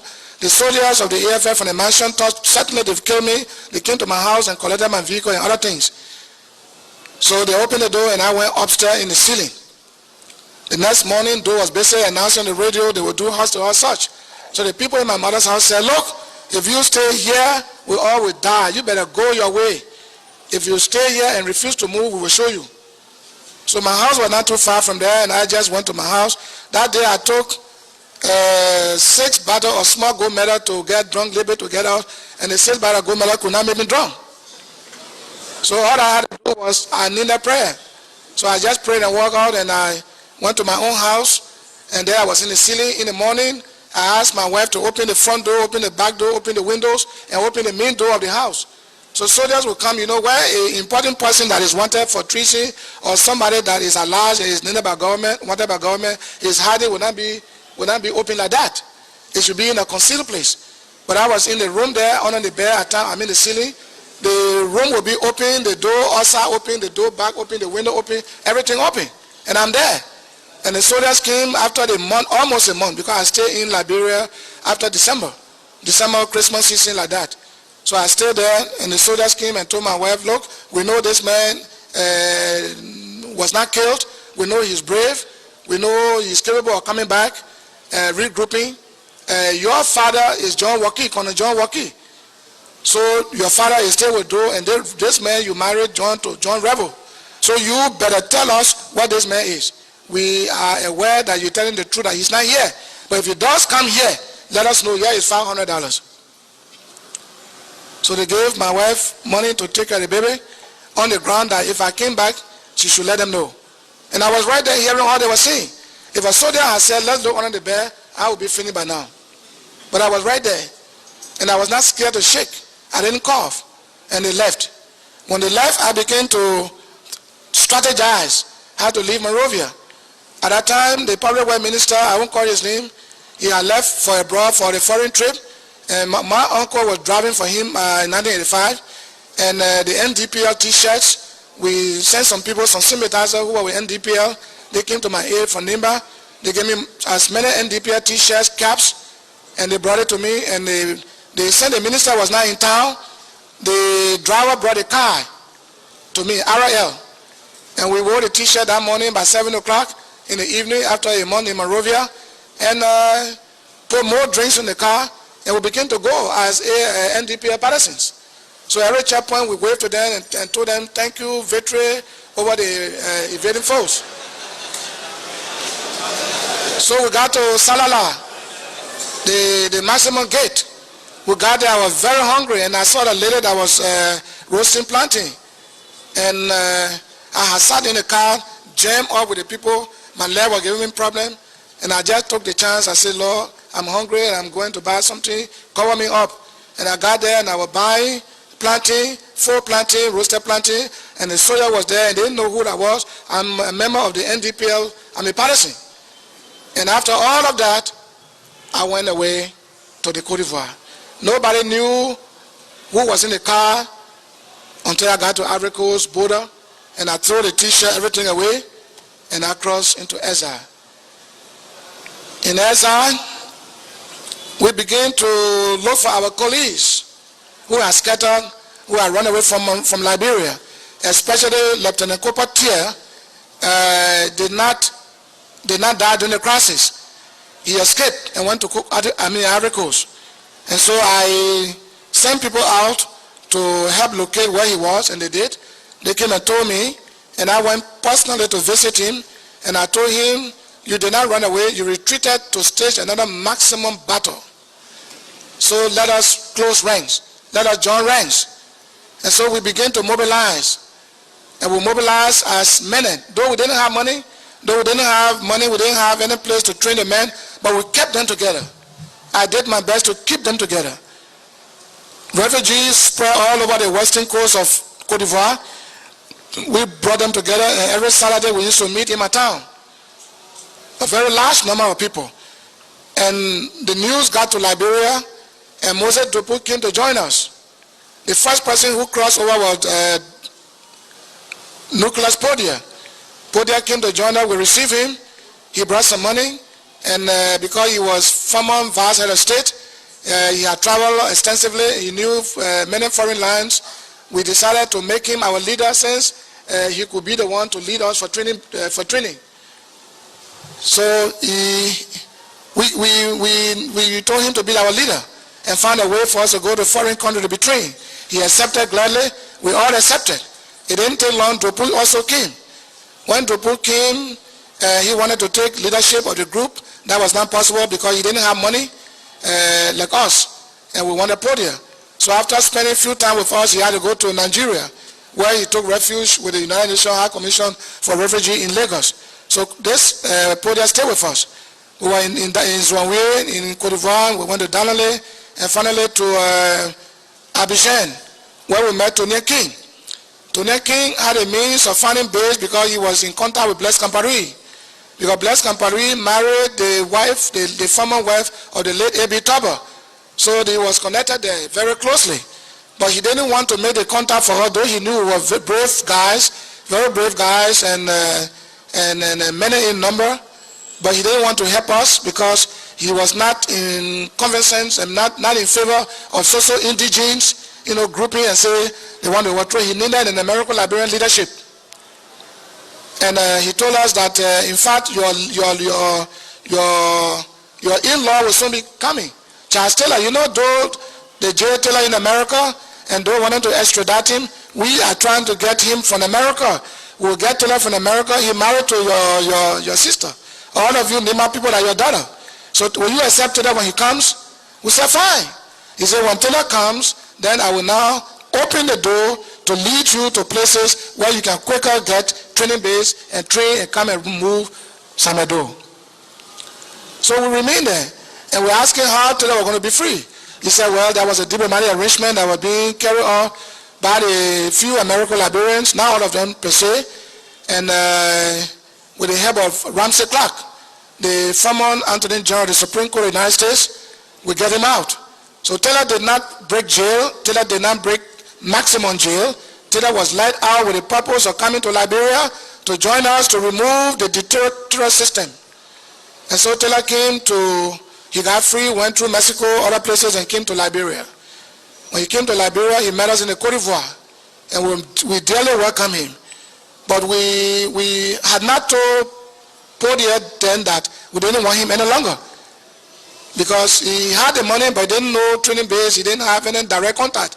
He needed to go around asking people, and we felt then that he didn't have that much contact. Now Taylor, who has come as our brother-in-law, were attached more important to our plight than anybody else. So we accepted Taylor, and he was with us. And while we were there, Taylor was still afraid of Podia, because Podia was still interested in making inroads in ensuring that training be provided wherever country he could find it.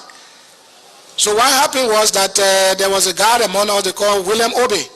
William Obe in Monrovia served as a bodyguard to Podia at his house. And so William Obe was with us. So Taylor told him, say, look, you know what? William said, no. Say you are washing Podia's clothes and you normally clean his house and you have the key. I'm going to invite Podia at my house here in Abidjan. And while I'm entertaining him, we are discussing about Liberia and the way forward. Go to the house, break the room, steal the bed with all the money and the passports, and destroy them. Bring the money to me later. Once you have the key, he wouldn't know that you broke it, because you would tell him that as I left from here to go, the house had already been broken into. So that was the strategy put in play by Mr. Taylor to incapacitate Podia. So that was done. And Podia cried bitterly because no passport, no money. At the last resort, he ended up in washing Madingo people dishes. That morning food they can face with rest water. Podia started washing. was very, very bad. And Taylor did not want Podia to follow us. That was very bad. At the time, his plight declined. Seriously. Podia now decided to contact Victor Hager. That was the Lebanese man I mentioned here. Victor Hager, the late. And to say Podia came to overthrow, Podia didn't have money, he didn't have armies. I am seriously of the thought that Victor Hager may have contacted Doe for money business and told Podia, your former soldiers have grouped in your favor, they are at the border to help you come back home, to remove Doe. So when Podia crossed, they arrested him and said he came to overthrow. Podia did not come to overthrow. That was not the case. And so we put Podia out of the way. We put Drupu also out of the way. We never saw Drupu again because he was in Nigeria. And we were left alone with Taylor and ourselves. And so Blaise Compaoré now decided to introduce Mr. Taylor to Blaise Compaoré. And after the introduction, Blaise Compaoré bought the idea. But Thomas Sankara was not in favor. And we didn't know that. We were not told while we were in Cote d'Ivoire that Blaise Compaoré, that Thomas Sankara was not in favor. We were not told. We didn't know. So a series of visits were made by Mr. Taylor to Ouagadougou, and the end result was, okay, you can come. So they flew us in one group by group, and we all gathered in Ouagadougou. When we got in Ouagadougou, when my group got there, my group was a fifth group. There were other guys there already. When we got there, we were told that we were going to be arrested in a few hours if we did not comply to remove Sankara from office. That Sankara was not in favor of any evasion, he was not interested, and that he would arrest all the Liberians and send them back to Liberia. And that caused panic. So the group, because Sankara was the president, Blaise Compaoré was the deputy head of state and commander of the Pole barracks. The Pole barracks consisted of the commando units that provided security for the mansion. So you see how it was very easy for Sankara to be removed. So the group that was in the barracks with the commandos, the Liberian group, were requested or ordered to join the group of Burkina-based commando units to remove Thomas Sankara and to pave way for us to stay in Burkina Faso, to go into Libya, to come out of Burkina, to come out of Libya back to Ouagadougou. So that was how Thomas Sankara was removed. And we got to Libya. When we got to Libya, there was another group from our group. There was a first group that was dispatched. But all along this line, we had not discussed who will be our leader. We accepted Taylor as our in-law to help us save Nima Kante from the oppressive system of Samedo. But we needed to have a leader. And there was a revolutionary group, a leader in which a leader is not imposed upon anybody. When we got to Libya, William Obe I talked about was the first group of people that went to Libya. And when we got there, and the English we heard was not the English we could get used to. The group that went, William Obe told them, Major Taylor, our leader, Major Taylor, our leader. Major Taylor is our leader. You like it, Jacko, you don't like it, Jacko Lanta. So Taylor leadership was imposed upon us in Libya. When we got there from Burkina and joined all the other groups, there were other people in prison there already on the base. The people who said that they needed election and they would not take Taylor as a leader. Forget about spending money and doing what? It was not his own money. It was Gaddafi's money that he was to spend. And that day the men were the ones to use the guns to share blood, their own blood and the blood of their own countrymen. So they were known in the Taylor. They wanted men from among their own kind. And that didn't go well with Mr. Taylor. He imprisoned Cooper Miller, he imprisoned Augustine Wright. And in Burkina Faso, he tricked them into going to Burkina with the intent of buying vehicles we could use to evade Liberia. And when he got there, he asked Blaise Compaoré to imprison them and they remained in jail. On the base itself, I was in jail. The late General Samuel Vani was in jail. Tiger Wanti was also put to jail. Ina Dogola was put to jail. There's so many people that were in jail. They would beat us in jail, take us from jail, torture us, and go for training, and charge us for treason. He took me from jail and asked Musa to make me tribunal chairman. I became the chairman of the tribunal in Eza when we had not come to remove Doe, and Doe was still here as the leader, president, commander-in-chief. We are troubling each other in Libya. And Taylor had a system where he had one man on another, one group on another. Each group was a private security and on the other group. And when you had nothing to report, whenever he came from Burkina Faso to Libya, when you had nothing to report, he won't trust you. So when we discovered that, whenever he came back from Libya, there were over 100 plus letters from the same people will be writing against each other. Like Chairman Vardia will write against me that I want to overthrow Taylor. That I will write against Vardia, whom Taylor trusts dearly, that Vardia to want to overthrow. So the whole thing was confused. So we were in Libya, and he explained this to Blaise Compaoré, and Blaise Compaoré said to him, well, if the soldiers you will use to overthrow your country's government is divided on this line, and they cannot understand each other, they don't even like you, then I will provide you commandos. And he said, no, your commandos don't know our terrain. Whatever the case, I will hold my patient. I will try to not let them know what I intend to do, but they will get to know later. You will only put a few men among us when we are leaving to go. And then on the base, we have Guineans, we have Sierra Leoneans, we have Liberians who are there led by Putu Major. The late Putu Major from, I think, Grand Croissano. And these guys were sent there by Burma Fambulo through Joe Wally, a Fambulo British. So they were in Libya. But when they gave Joe Wally and the group money to go and bring more recruits for training to come and invade Liberia, money was free, they didn't go back. And they left those boys abandoned, and those were the guys that we absorbed into the MPFL. Taylor brought them on board because his own group now, he could not trust so many of us. So he brought other groups from the Liberian group that Fambulo sent there. He brought also the group from Sierra Leone, he brought other groups.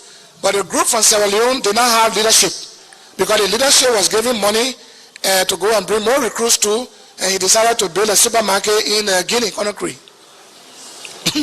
and abandon the men there in Libya. So all these groups were brought on board. Saint Taylor knew that the men he had, though they were small in number, but very qualified, very tactical, very proficient, but what was lacking according to him was the obedience and submissiveness to him. So he had to bring other groups on board to neutralize this Liberian group. So we went through series of trainings, tactical trainings, airborne training, jungle warfare, whatever the case, all phases of military discipline we went through to come and attack Liberia. We wanted to attack Liberia, launching a seaborne attack, but the Strait of Gibraltar was blocked by the U.S. warships because there were sanctions on Libya at the time. So we couldn't make it. So we couldn't pass through Ivory Coast. And we thought we could pass through Ivory Coast, and that was the only hope for us. That was the only option. But we decided to use Sierra Leone. So Mr. Taylor said to us, look, so we cannot pass through the Strait of Gibraltar from here to launch a seaborne attack, stay in the high sea and come on shore with boats to launch the attack, and there's no way. Let's try Sierra Leone. Because once upon a time, MPFL that I am now head of today passed through Freetown, did not just pass there, but President Momo, who is still president at the time when we were in Libya,